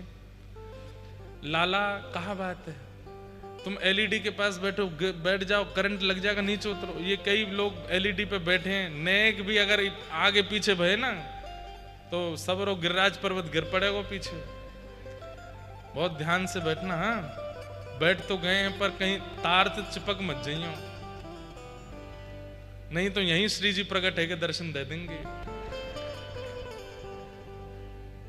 क्या निवेदन कर रहा था मैं? हाँ, तो सुखदेव जी आए और सुखदेव जी के आते ही परीक्षित जी महाराज ने चरणों में प्रणाम किया। ये शाम संस्मरणात् पुंसाम सद्य सुद्यंति वै गृहा किम पुनर्दर्शन स्पर्श पाद शौचासनादि। आप जैसे महापुरुषों का घर बैठ के स्मरण करने से पवित्र हो जाते हैं, आपको प्रणाम चरण स्पर्श करने को प्राप्त हो जाए तो कितनी बड़ी सौभाग्य की बात। भगवान, मैं आपसे जिज्ञासा करना चाहता हूं। अतः पृच्छामि संसिद्धिं योगिनां परमं गुरुं पुरुषस्येह यत्कार्यं म्रियमाणस्य सर्वथा। जिसके जीवन के बहुत कम दिन बचे हैं, 7 ही दिन बचे हैं, उसको अपनी मुक्ति के लिए क्या करना चाहिए? कृपा कर मुझे बताओ। बहुत ध्यान से सुनो। देखा जाए तो इस संसार में कोई भी ऐसा नहीं है जिसकी आयु बहुत लंबी है, किसी की भी नहीं है। हम सबकी आयु का कोई पता नहीं है। आज शाम का भी पता नहीं, कल सुबह का भी पता नहीं, कल शाम का भी पता नहीं, कभी भी प्राण जा सकते हैं। तो एक प्रकार से देखा जाए तो हम सब परीक्षित हैं। हम सबकी आयु हमें तो नहीं पता कब तक रहने वाले हैं।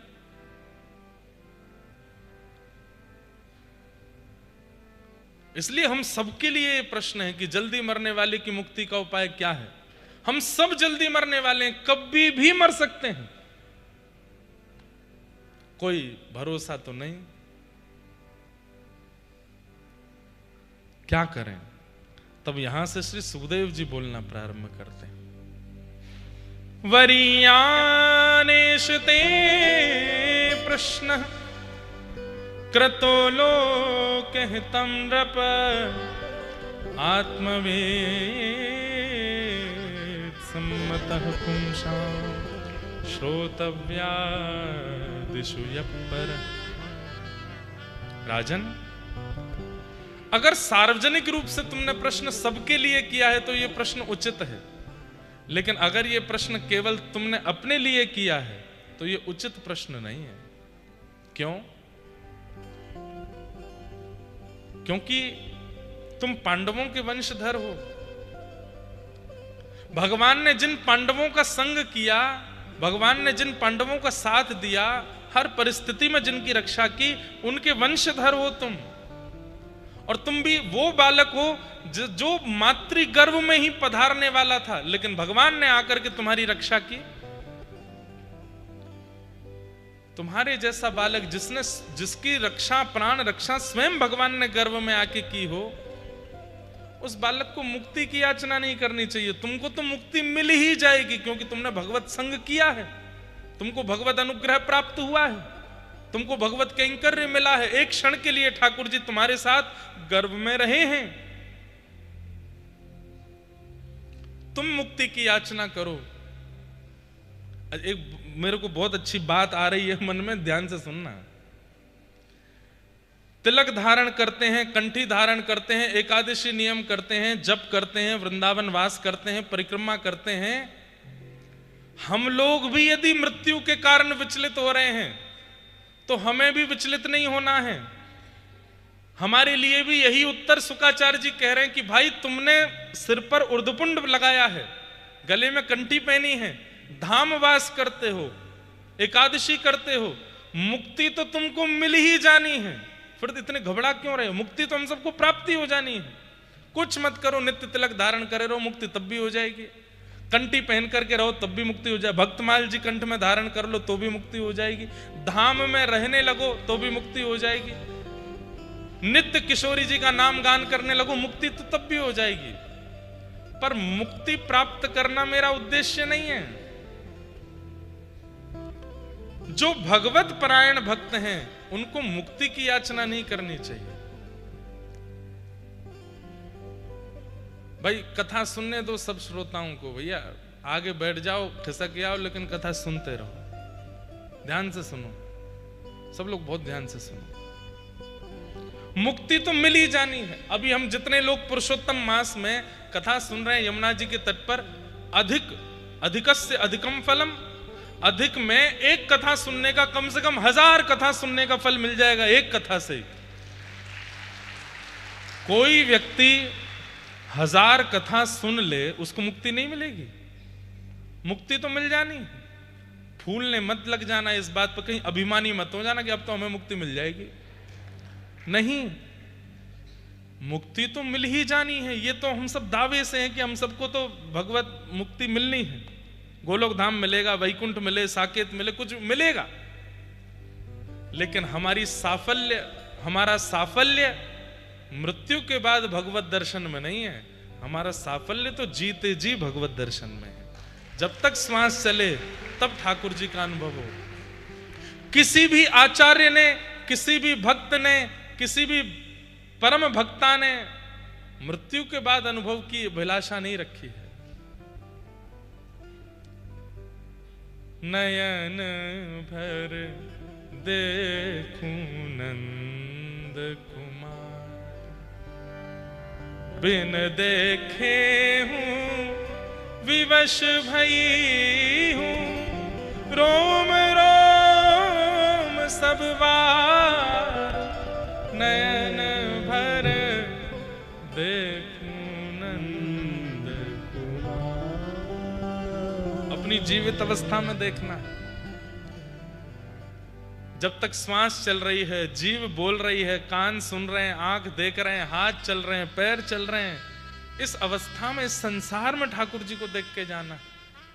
मृत्यु के बाद तो दिखेंगे, ये तो निश्चित है, पर सचल ठाकुर जी का दर्शन करना है, उनका अनुभव करना है, उसके लिए हम यहां आए हैं। वही बात यहां पर शुकाचार्य जी परीक्षित जी को समझा रहे हैं। परीक्षित, मुक्ति तो तुमको मिल जानी है, और बाय चांस ना भी मिल रही हो, 7 दिन बचे हैं तुम्हारे पास, मैं 7वें दिन अंतिम क्षण में भी आ जाऊंगा और तुम अंतिम श्वास भी ले रहे होगे, उस समय भी यदि तुम्हारे कान में नाम सुना दूंगा तो भी मुक्ति मिल जाएगी।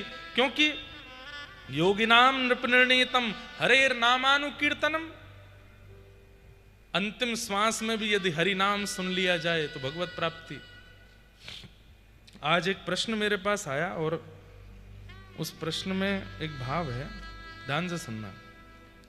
महाराज जी, आपने कहा था कि जिंदगी पाप करके भक्ति करो, जिंदगी पाप करके भक्ति करो आपका ये मन होगा, जिंदगी भर पाप करके भक्ति करो तो वह फलती नहीं है। लेकिन लोग तो ऐसा भी बोलते हैं कि जब जागो तब सवेरा। कई लोग 2 बजे भी उठते हैं रात को। अगर पाप का एहसास हो जाए तो भगवान दिखते हैं। इन 2 अलग विचारों का क्या समाधान है? हम प्रश्न थोड़े असमंजस में, लेकिन हम समझ गए क्या बात है। आपका कहना ऐसा है कि जिंदगी भर पाप किया।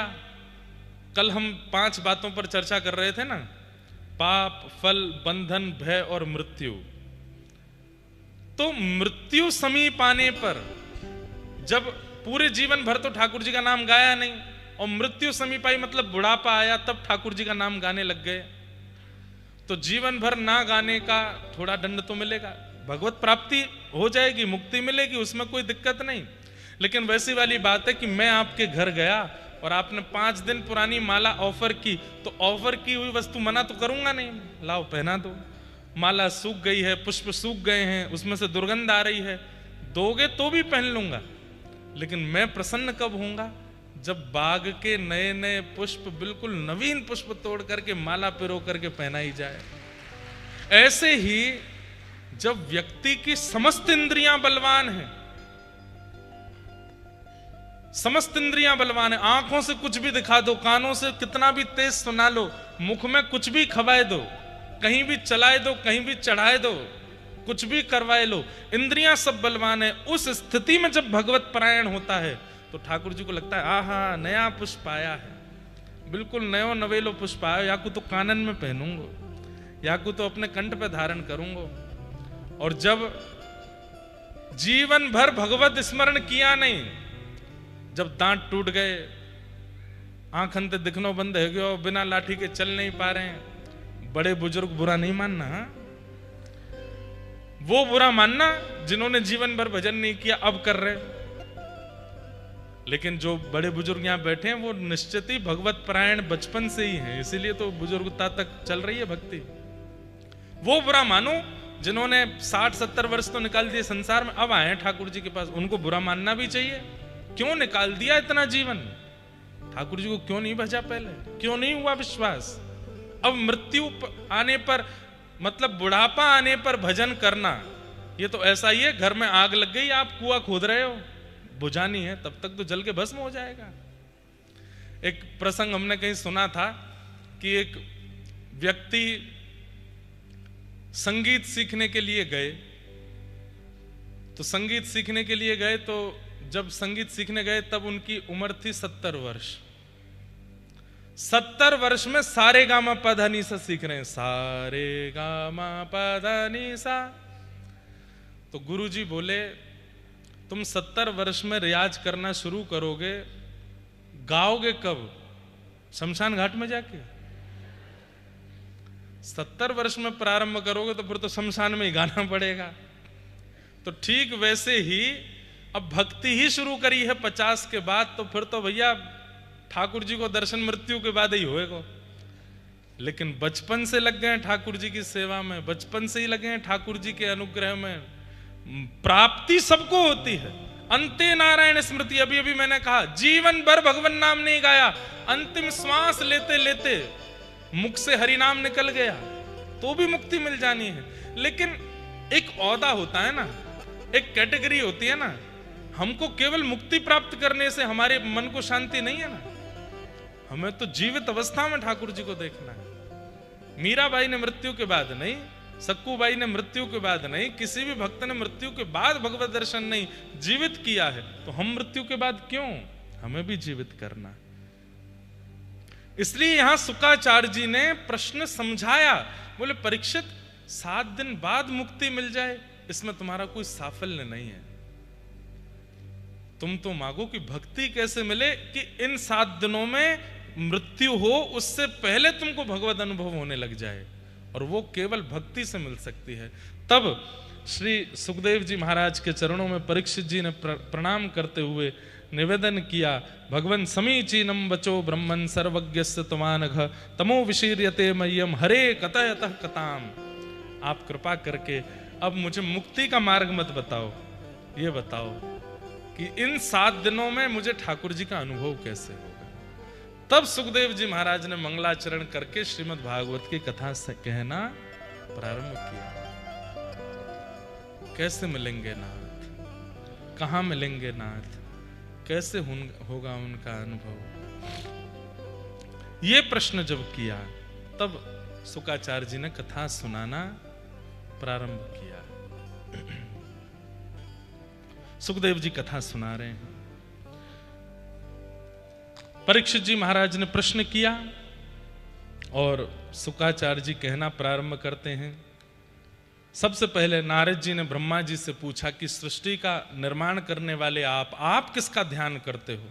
तब ब्रह्मा जी ने संपूर्ण भाव बताया कि लगता है कि मैं सृष्टि का संचार करता हूं, पर मेरे भी आराध्य परमात्मा हैं। उन्होंने कृपा करके मुझे चतुश्लोकी भागवत प्रदान की, वही मैं तुमको देता हूं। नारद जी महाराज उसी चतुश्लोकी भागवत को लेकर के श्री व्यास जी के पास गए और उन्हीं के द्वारा भागवत जी का विस्तारीकरण हुआ। तृतीय स्कंद में उद्धव और विदुर जी का पावन संवाद वृंदावन पर हुआ, उसके विषय में कथा सुनाई। तत्पश्चात श्री विदुर जी महाराज मैत्री मुनि के आश्रम हरिद्वार जाते हैं और वहां कुछ प्रश्न करते हैं और मैत्री मुनि उन्हें ज्ञान उपदेश करते हैं। सृष्टि का प्रसंग सुनाते हुए स्वयंभू मनु शत्रुपाक की 3 पुत्री और 2 पुत्र मैं सूक्ष्म में स्पर्श करते हुए चल रहा हूं। आकुति, देवभूति, प्रसूति, प्रियव्रत और उत्तानपाद। अब देखो, हम इतनी कथा करते हैं, कहीं पर कोई प्रसंग विस्तार होता है, कहीं पर कोई, पर मास कथा की थी हमने नासिक में, वो कथा जरूर सुनिएगा। उसमें कपिल देवभूति संवाद कम से कम 5 दिन कहा था। भगवान के दंडपाणी रूप का इतना सुंदर वर्णन, सुंदर तो नहीं है लेकिन बहुत अद्भुत वर्णन है ठाकुर जी के दंडपाणी रूप का। देवभूति माता का कर्दम ऋषि के साथ में विवाह हुआ और इनके यहाँ पहले 9 पुत्रियों ने जन्म लिया। 10वें पुत्र के रूप में भगवान कपिल प्रकट हुए। बोलो कपिल भगवान की। कपिल भगवान ने प्राकट्य होकर के, अब उनकी बाल अवस्था ज्यादा वर्णित की नहीं गई। देवभूति माता ने चरणों में प्रणाम करते हुए प्रश्न किया कि हे महाराज, आप मेरे पुत्र तो हैं, लेकिन मैं जानती हूं कि आप परमात्मा हैं। कृपा करके मुझे ये बताइए, निर्विण्णा नितराम भूमन असद इंद्रिय तर्षणात् येन संभाव्यमानेन प्रपन्नांधम तमः प्रभो। हमारी इंद्रियां, ये असद इंद्रियां हमें नरक की ओर ढकेल रही हैं। इनकी इच्छा पूरी करते करते मैं हार चुकी हूं। वैसे प्रसंग इतना अद्भुत है, इसका विस्तार करने का बहुत मन होता है, क्योंकि भक्त परायण, भगवत परायण जितने भी यहां बैठे हैं, सबको समझने वाली बातें। हम अपनी इंद्रियों को तृप्त करते करते करते करते पूरा जीवन निकाल देते हैं, पर ये इंद्रियां कभी तृप्त नहीं होती। आंखों को कितनी भी सुंदरता दिखाओ, जीव को कितना भी बढ़िया खवाओ, कानों को कुछ भी सुना दो, अंगों को कुछ भी पहना दो, लेकिन ये कभी तृप्त नहीं होते। लेकिन आप देखोगे, हमारे व्रज के रसिकों के दर्शन करो, संतों के एक जैसा पहनावा, एक जैसा तिलक चंदन, एक जैसे जटाजूट, सालों से आप एक ही अवस्था में उनको देखोगे और वो तृप्त भी हैं। हम क्यों नहीं होते? फिर हमारी तृप्ति क्यों नहीं होती? हमारी इंद्रियों को रोज नया नया नया नया नया क्यों चाहिए? यही प्रश्न देवभूति माता भगवान कपिल से कर रही हैं। तब कपिल भगवान उत्तर देते हुए कहते हैं, योग आध्यात्मिकः पुंसां मतो निःश्रेयसाय मे अत्यंतो परतीर्यत्र दुःखस्य च सुखस्य च। मां, संगति बिगड़ी होने के कारण हमारे तन के आसपास जैसी व्यवस्था होती है, तन वैसा बनता चला जाता है। आध्यात्मिक योग जीवन में ना होने के कारण हमारा जो तन है, हमारी जो इंद्रियां हैं, इनकी इच्छाएं प्रकट होती रहती। पर यही तन यदि किसी साधु का संग करने लगे, भक्त का संग करने लगे, धाम निवास करने लगे, नित्य भगवत भजन करने लगे, तो धीरे धीरे इंद्रियों की इच्छाएं समाप्त होने लगती हैं। गोस्वामी तुलसीदास जी विनय पत्रिका में एक पद गाते हैं, जो मोहे राम लागते मीठे तो नवरस सठ रस रस अनरस है जाते सब सीठे, जो मोहे राम लागते मीठे। राम जी मीठे नहीं लगे हैं, राधा नाम मीठो नहीं लगो है, कृष्ण नाम हम गाते हैं मीठे रस से भरोरी राधा नाचने के लिए गाते हैं, नृत्य करने के लिए गाते हैं, आनंद करने के लिए गाते हैं। पर राधा नाम जिस दिन मीठो लग जाएगो, बाद ना कोई के लो घेवर खाओ, घेवर ने चकवे के बाद कहोगे ठीक है, पर जो स्वाद श्री किशोरी जी के नाम में वो थोड़ा ही है यहाँ में। ताली आपने बजाई है, पर इसका कोई औचित्य नहीं था। ये बात समझ में आवे तो आपकी बात है। अब कथा प्रिय लग रही है, कथा अच्छी लग रही है, लेकिन अभी हल्ला हो जाए, बंबई का कोई बहुत बड़ा फिल्म सितारा बाहर आकर के खड़ा है, वैसे तो नहीं भागोगे हैं? कई लोग भाग जाएंगे। क्यों? कथा अभी मीठी ना लगी। वृंदावन मीठो नहीं लगो है, वृंदावन मीठो लग जाएगा तो फिर और कहीं मन ही नहीं लगेगा, और कहीं चित्त ही नहीं लगेगा, और कहीं भाव ही नहीं आवेगा। चलो मन वृंदावन की ओर, जहां विराजत राधा रानी, जहां विराजत नटवर नंद किशोर, चलो मन वृंदावन की।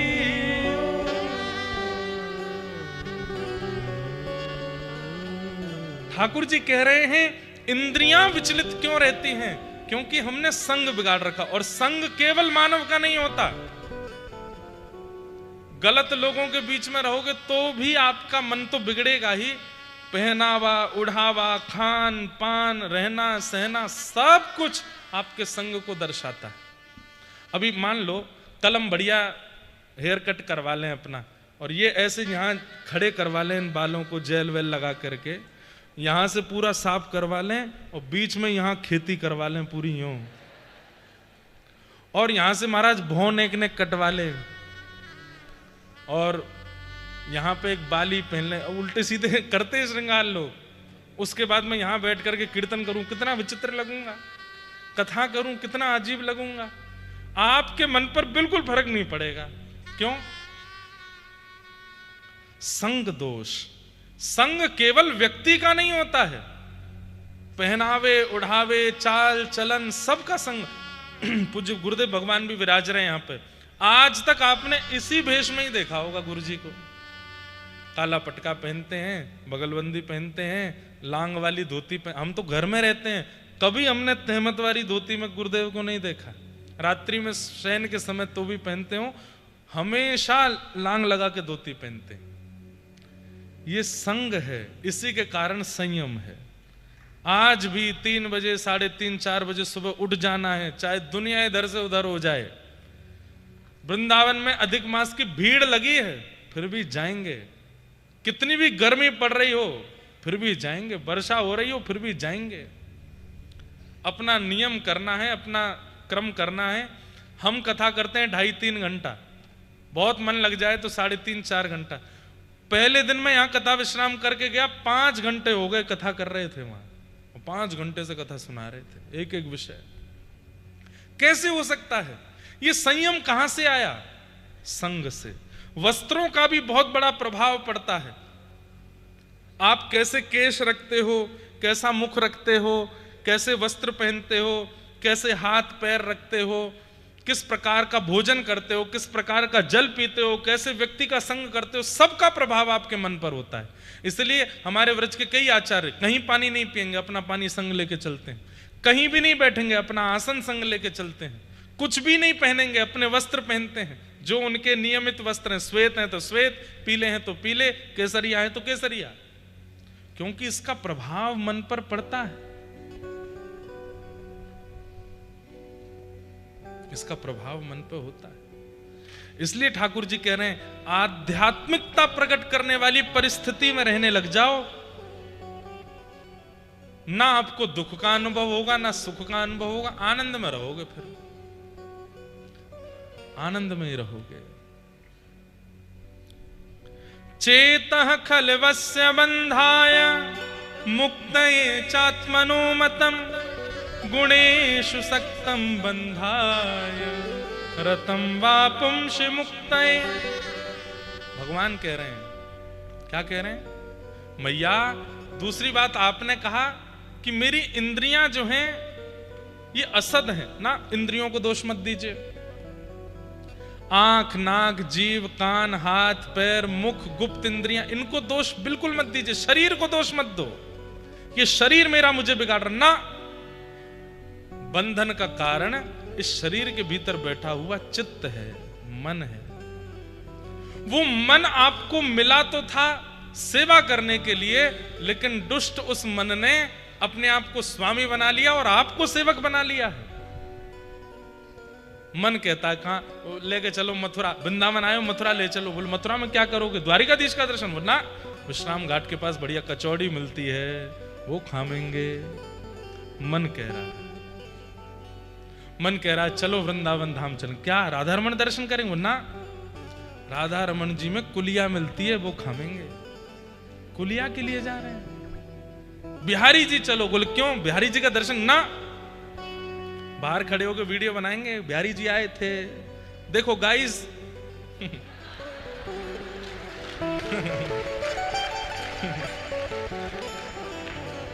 गाइस,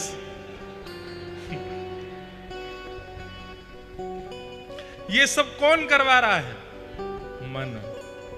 चेतः खलवस्य बंधाय, बंधन का कारण मन है, शरीर नहीं, इंद्रियां नहीं।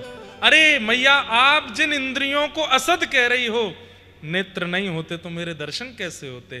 कान नहीं होते तो मेरी कथा कैसे सुनती? जीव नहीं होती तो मेरा प्रसाद कैसे पाती? हाथ नहीं होते तो मेरी सेवा कैसे करती?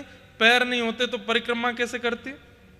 यदि ये इंद्रियां नहीं होती, शरीर नहीं होता, तो मैं कैसे मिलता मैया इन इंद्रियों को जो मेरी प्राप्ति कराते हैं? आप असद कैसे कह सकती हो? ये असद नहीं है। असद कौन? इन इंद्रियों से दुष्कर्म कराने वाला मन। वो मन असद है। और वो मन कैसे सुधरेगा? तब भगवान कहते हैं प्रसंगम अजरम पाशम आत्मनः कवयो विदुः स एव साधु सुकृतो मोक्षद्वारम अपाव्रतम। इस मन को साधुओं का संग कराने लग जाओ। इस मन को, मेरो मन वृंदावन में अटके। लेकिन ये आपके चाहने से नहीं अटकेगा। गैया अपने गरे की रस्सी स्वयं खुंटी में नहीं बांध सकती। एक ग्वारिया चाहिए जो आयकर के बाकी गरे की रस्सी को खूंटी में बांधेगा, तो गैया एक ही जगह बंधी रहेगी। ये मन जो है ये हमारे चाहने से नहीं अटकेगा। ये तो कोई प्रसंगम अजरम पाशम, कितना सुंदर भगवान की वाणी है। भगवान उवाच, श्रीमद् भागवत में जहां भी लिखा ना श्री भगवान उवाच, उसके नीचे पढ़ करके इतना सुख मिलता। कितना सुंदर बोलते हैं ठाकुर जी। ठाकुर जी जैसा प्रवक्ता नहीं। ठाकुर जी कह रहे हैं न जर्जर होने वाली, न नष्ट होने वाली एक रस्सी है। बोले क्या? आसक्ति। हम सबके मन में आसक्ति रूपी रस्सी है और ये बहुत खतरनाक है। किसी की पत्नी में हो जाती है, किसी की पति में हो जाती है, किसी के बच्चों में, किसी की धन में, किसी की धान्य में, किसी के संसार में, किसी की भोजन की वस्तु में, किसी की गाड़ी में, किसी की घोड़ा में। इस न जर्जर होने वाली आसक्ति रूपी रस्सी को यदि हमने किसी धामनिष्ठ, भगवतनिष्ठ, भगवत परायण भक्त के चरणों में लगा दिया, ठाकुर जी के नहीं, भक्त के चरणों में लगा। सीधे श्री जी के चरणों में नहीं, सीधे राधारमण जी के चरणों में नहीं, सीधे राधा वल्लभ जी, सीधे वेंकटेश भगवान के चरणों में नहीं, उनके जो अर्चक हैं, उनके जो ध्यायक हैं, उनके जो उपासक हैं, पहले उनके चरणों में इस रस्सी को लगाओ। आसक्ति कैसे होने चाहिए वो? तब कह रहे हैं जिनमें आप आसक्ति करो वो कैसे होने चाहिए, उनमें 5 लक्षण हो। तितिक्षवः कारुणिका सुहृदः सर्वदेहिनाम अजात शत्रवः शांता साधवः साधुभूषणा। ये प्रसंग ऐसा है कि कम से कम 4 दिन बोला जाए, इतना अद्भुत है।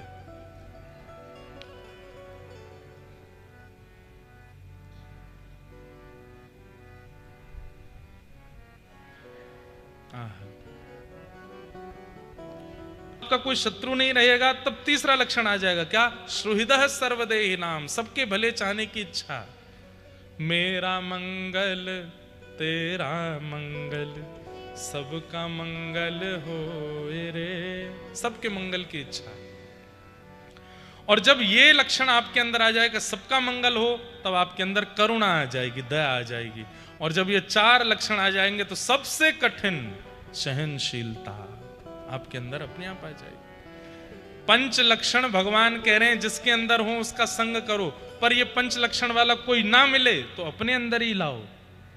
इससे क्या होगा? मन एकाग्र होगा। हो मुझे दुनिया से नहीं कोई काम, मैं तो रटू राधा राधा नाम, मुझे दुनिया से नहीं कोई काम,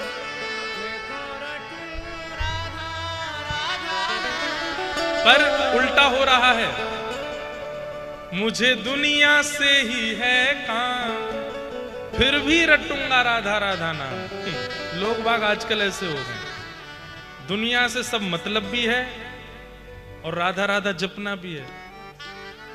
एक काम करो भैया, मुझे दुनिया से नहीं लेना देना, ये जगत है एक सपना,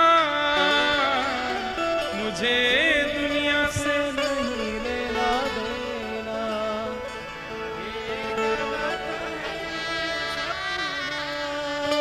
और एक बात बोलूं, सच में दुनिया सपना है, मैं सपने में ही हूं, आप सपने में ही हो। मार्कंडे ऋषि का नाम सुना? मार्कंडे ऋषि ने भगवान से कहा कि मुझे आपकी माया का दर्शन करना है। तो भगवान ने कैसे माया दिखाई? मार्कंडे ऋषि अपने आश्रम में बैठकर के होम यज्ञ कर रहे थे, तो जैसे ही समिधा लेकर के डाल रहे हैं उसी क्षण आपके नेत्रबंद हुए, और नेत्रबंद होती आप क्या देखते हैं? विशाल पर्वत टूट टूट करके गिर रहे हैं और समुद्र में उफान भर रहे हैं, पूरी पृथ्वी समुद्र के अंदर डूब रही है। हिमालय की ऊंची चोटियों के ऊपर से समुद्र की लहरें बह रही हैं और मार्कंडे ऋषि जीवित हैं। और तभी आप देखते हैं कि आप एक समतल भूमि पर पहुंच गए हैं, वहां रहकर के आपने 1000 वर्ष तक तपस्या की। कभी बर्फ पड़ती है, कभी वर्षा होती है, कभी गर्मी होती है। अचानक से फिर से प्रलय आ गया, आप एक मछली के गर्भ में चले गए, फिर मछली के गर्भ से निकल के मगरमच्छ के गर्भ में चले गए, फिर वहां से निकल के फिर एक आश्रम में पहुंचे, वहां जाकर के फिर 1000 वर्ष तक तपस्या की। और उसके बाद फिर से प्रलय आया, और उस प्रलय में एक वटवृक्ष के ऊपर करार विंदेन पदार विंदम मुखार विंदे विनवेशयंतम वटस्य पत्रस्य पुटे शयानम बालम मुकुंदम मनसा स्मरामि। 1000 वर्ष की 2000 वर्ष की तो तपस्या कर ली, पूरा प्रलय 3 बार देख लिया, और असंख्य बार प्रलय देखने के बाद जब आंख खुली तो समिधा अभी हाथ से गिर रही थी। एक क्षण के स्वप्न में 2000 वर्ष जी करके आ गए, और तब जाके इनको पता चला कि ये तो स्वप्न था। कुछ पता नहीं है भैया संसार की माया, हो सकता है कि मैं स्वप्न में हूं, मैं वो हूं ही नहीं जो मैं बन के यहां बैठा हूं, आप वो हो ही नहीं जो यहां बन के बैठे हो, हम सब स्वप्न में हैं, हम शायद कोई और हैं, कहीं और हैं, ये भगवान की माया है। ज्यादा इसका सोच विचार। एक और कथा पूज्य मलुकपीठ वाले महाराज जी से सुनी। एक व्यक्ति जगन्नाथपुरी में रहते थे, उन्होंने महाप्रभु जगन्नाथ जी से मार्कंडे मुनि की तरह कहा कि मुझे भी प्रलय दिखाओ। ठाकुर जी बोले कब इस समय आएगा दिखाएंगे। अपनी पत्नी से बोले देवी बढ़िया खिचड़ी बनाओ, मैं समुद्र स्नान करके आता हूं। और जैसे ही समुद्र में स्नान करने गए तो जैसे ही गोता लगाया, गोता लगा के बाहर निकले तो काशी पहुंच गए। भगवान की माया। काशी में जाकर के बोले समुद्र का पानी मीठा कैसे हो गया, ये कौन सी जगह है? तो वहां किसी से बोला, भैया मैं तो समुद्र में स्नान कर रहा था, मैं यहाँ कैसे आ गया? तो वहां खड़े लोग बोले, आप रोज स्नान करने आते हो यहाँ पे, झूठ क्यों बोल रहे हो? बोले मैं यहाँ पहले कब आया? तभी एक व्यक्ति, बड़े विद्वान आपको देख रहे थे, उन्होंने आपका हाथ पकड़ा, बोले चलो घर चलें। उनको लेकर के घर गए, बैठा दिया, पढ़ाने लगे, 10-5 साल उनको अध्ययन कराया। उन महापुरुष का अपनी बेटी से ब्याह कर दिया। सुनना, 10-5 साल बिल्कुल ऐसे ही निकले जैसे हमारे आपके निकलते हैं, रोज उठना बैठना खाना पीना। 10 साल बाद उनका ब्याह हो गया। ब्याह होने के बाद में बालक हो गए, बालक होने के बाद बालक बड़े हो गए, बालकों का भी ब्याह हो गया, नाती पोता संती सब हो गए। एक दिन आप सोच रहे थे, मैं तो जगन्नाथपुरी में रहता था, वहां मेरी पत्नी थी, उसके बाद मैं समुद्र स्नान करने गया, फिर मैं काशी पहुंच गया, ये सब कैसी लीला? और मेरी ब्याह भी हो गया, मेरे बालक भी हो गए, बालकों के बालक भी हो गए। बेचारी वो जगन्नाथपुरी वाली पत्नी ढूंढ रही होगी मुझे, अब तो कहां बची भी नहीं होगी, कितने 60-70 साल तो हो गए। चलो भैया छोड़ो, पता नहीं वो स्वप्न था कि ये स्वप्न है। कमंडल लेकर के गए गंगा स्नान करने, जैसे ही गंगा में गोता लगाया तो निकले सीधे जगन्नाथपुरी में। और जगन्नाथपुरी में जब पहुंचे तो पत्नी चिल्ला रही थी पीछे से, खिचड़ी बन के तैयार हो गई है, वहीं खड़े हो इतनी देर से, निकल के बाहर आओ। तो वो महापुरुष, मैं कितनी देर से नहा रहा था, हो गए 10 मिनट, 10 मिनट से यूं ही पड़े हो उसके अंदर, निकल ही नहीं रहे हो। बोले 10 मिनट में सब देख करके आ गया मैं। खिचड़ी बन गई? बोले हाँ बन गई, खाओ। कब बनाई थी? अभी तो बनाई 5 मिनट पहले। सर घूमने लगा, हे जगन्नाथ बचाओ, ये क्या कर रहे हो मेरे साथ? इतने में ही वो क्या देखते हैं, काशी में जिससे उनका ब्याह हुआ था वो सब बच्चों के साथ जगन्नाथपुरी उनको ढूंढते ढूंढते आ गई। जैसे ही वो सामने आई, ये दौड़े मंदिर की ओर, महाप्रभु जगन्नाथ के आगे हाथ जोड़े, मुझे नहीं देखनी माया। वो नहीं नहीं देख लो देख लो, आ रही है वो, पीछे आ रही है। बच्चे आकर के, पत्नी आके तुमको बताएंगे काशी में जाके ब्याह कर आए। भगवान अब खाई सो खाई, आगे खाई सो राम दुआई, अब नहीं देखनी, आपकी माया नहीं देखनी, जैसा चल रहा है सब ठीक है। ठाकुर जी ने तुरंत चुटकी बजाई, सब बिल्कुल सामान्य हो गया। तो कुछ कह नहीं सकते हैं कि हम भी असली हैं कि नहीं, आप भी असली हो कि नहीं, सब चल रहा है, कुछ पता नहीं। ठाकुर जी की लीला बड़ी विचित्र है भैया। इसलिए संसार में किसी से शत्रुता, किसी से मित्रता, किसी से प्रेम, किसी में आसक्ति, किसी में द्वेष, किसी में अभिनय, सब करके कोई फायदा नहीं है। जैसा ठाकुर जी जिवा रहे हैं वैसे जी के चले जाओ। कहीं ठाकुर जी की भ्रगुटी टेढ़ी हो गई तो नाथ द्वारा से कब कब में बंबई पहुंच करके 3-4 ब्याह कहां हो जाए कुछ पता नहीं है। ठाकुर जी कहीं कुछ भी कर सकते हैं। हमारे अभी परसों में गया था तो गोवर्धन, वहां हमारे पूज्य श्री राधा मोहन दास भक्तमाली बाबा, रंगीली सखी उनको कहते हैं, पूनम दीदी है ना, भजन करती हैं, उनके गुरुदेव, उन्होंने मुझको अपना एक ग्रंथ दिया। इतने सुंदर सुंदर भाव इसमें उन्होंने गाए हैं। अब ये भाव ही बढ़िया लगते हैं और ज्यादा हमको गाने की इच्छा होती नहीं। रसिकों की वाणी, अरे गहवर को कर ले बास तो हे राधा रानी मिल जाएंगी। कितना सुंदर बात, गहवर को कर ले बास तो हे राधा रानी। हमारे श्री नारायण भट्ट जी नाम के भक्त हुए जिनके द्वारा श्री जी प्रकट हुई बरसाने में। दक्षिण के मदुरई में उनका जन्म हुआ। गोदावरी जी के तट पर जाके 12 वर्ष की अवस्था में रुदन करने लगे कि मेरे जीवन का उद्देश्य क्या है। तब प्रिया प्रियतम दोनों युगल गोदावरी में प्रकट हुए दक्षिण में, और उन्होंने कहा कि आप ब्रजमंडल चलो, हमें स्थापित करो। तो लाल जी का स्वरूप मिला उनको, उनको लेकर के आप दक्षिण से उत्तर आए। कहते हैं 2 वर्ष लगे उनको आने में। तो कहते हैं 2 वर्ष क्यों लगे? तो बोले जो ठाकुर जी थे ना, वो बीच में कभी कभी भारी हो जाते और बोलते मुझ को ये पहाड़ बहुत बढ़िया लग रहे हैं, ऐसा लग रहा हो गिरिराज जी हैं, चलो कछुदना यहीं रहेंगे, वहां रुक जाते। फिर कहते अब चलो यहाँ से आगे, कोई सरोवर देख के अरे ये तो राधा कुंड जैसा लग रहा हो, यहाँ मैं नहाऊंगो, तो ठाकुर जी उसमें विग्रह स्वरूप ठाकुर जी का उसमें स्नान करते। मुझको तो भूख लग रही है, कछु पवाओ, मैं तो थक गो, चलते चलते 2-4 दिन यहीं सोमेंगे। ऐसे दक्षिण से आपको उत्तर आने में 2 वर्ष लगे। ठाकुर जी रुक रुक के आए। जब वृंदावन पहुंचे तो यहाँ रूप सनातन गोस्वामी उन्होंने राधा गोविंद देव, मदन मोहन आदि सब यहाँ प्रकट हो गए थे। श्रीनाथ जी तो सबसे पहले ठाकुर हैं व्रजमंडल में, सबसे पहले ठाकुर गिरिराज जी से श्रीनाथ जी प्रकट हुए, सबसे पहले ठाकुर हमारे व्रज के। आदि आदि सब ठाकुर प्रकट हुए। तब आप सबसे प्रार्थना करके, अच्छा व्रजमंडल का प्राकट्य किसके आधार पर हुआ पता है? वराह पुराण।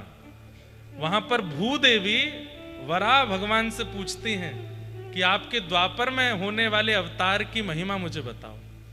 तब वराह भगवान ने अपने मुख से व्रजमंडल के सब भाव बताए। यहाँ पर ये गोवर्धन है, ये वृंदावन है, ये श्री यमुना जी को तट है। उसी ग्रंथ का आश्रय लेकर के रूप सनातन गोस्वामी उन्होंने वृंदावन की खोज की। वराह पुराण में पूरे व्रज के भावों का, कई भावों का वर्णन। उसी ग्रंथ को लेकर के नारायण भट्टी जी गए, राधा कुंड कृष्ण कुंड प्रणाम करते हुए बरसाना पहुंचे और वहां गहवर वन में बैठ करके आप आर्तनाद करके श्री जी से रोने लगे, हे श्री जी कब कृपा करोगे? तब आपने किशोरी जी को खूब भाव से, तो जब आप बरसाना दर्शन करने जाएंगे तो एक तो राजा को महल है, एक श्री जी को महल है, बीच में जो मार्ग है 200-250 मीटर को, वहां एक स्थान है, वहां सब प्रणाम करते हैं, वहीं श्री जी प्रकट भई। वहां नारायण भट्टी जी बैठे और बैठ करके जब खूब रुदन करने लगे, हाँ श्री जी, हाँ श्री जी कह करके जब पुकारने लगे, तब किशोरी जी प्रकट भई। कहा बात है, क्यों रो रहे हो? आकाशवाणी से श्री जी ने बात की। तब आपने प्रार्थना की, सब प्रकट भय श्री जी, लेकिन आप प्रकट नहीं होगी तो या व्रज को उद्धार कैसे होएगा? तब श्री जी ने कृपा करके कही, आप जहां बैठे हो वहीं एक वृक्ष की जड़ में मेरो एक स्वरूप विराज रहो है, आप वाकू पधराओ। तब वहां श्री जी के वह स्वरूप को लेके आप गोद में बैठे और लेकर के जो श्री जी भवन आज बरसाने में मंदिर है वहां पर श्री जी को विराजमान कियो। और तब सब वैष्णवन ने श्री जी के दर्शन करके आनंदित भय। नहीं तो पहले केवल ठाकुर जी प्रकट है रहे, श्री जी को स्वरूप तो प्रकट भयो नहीं। अब उसमें भी एक बात है कि श्री जी नहीं है ऐसा नहीं मानना चाहिए। प्रिया प्रियतम युगल एक है करके राधा रमण, प्रिया प्रियतम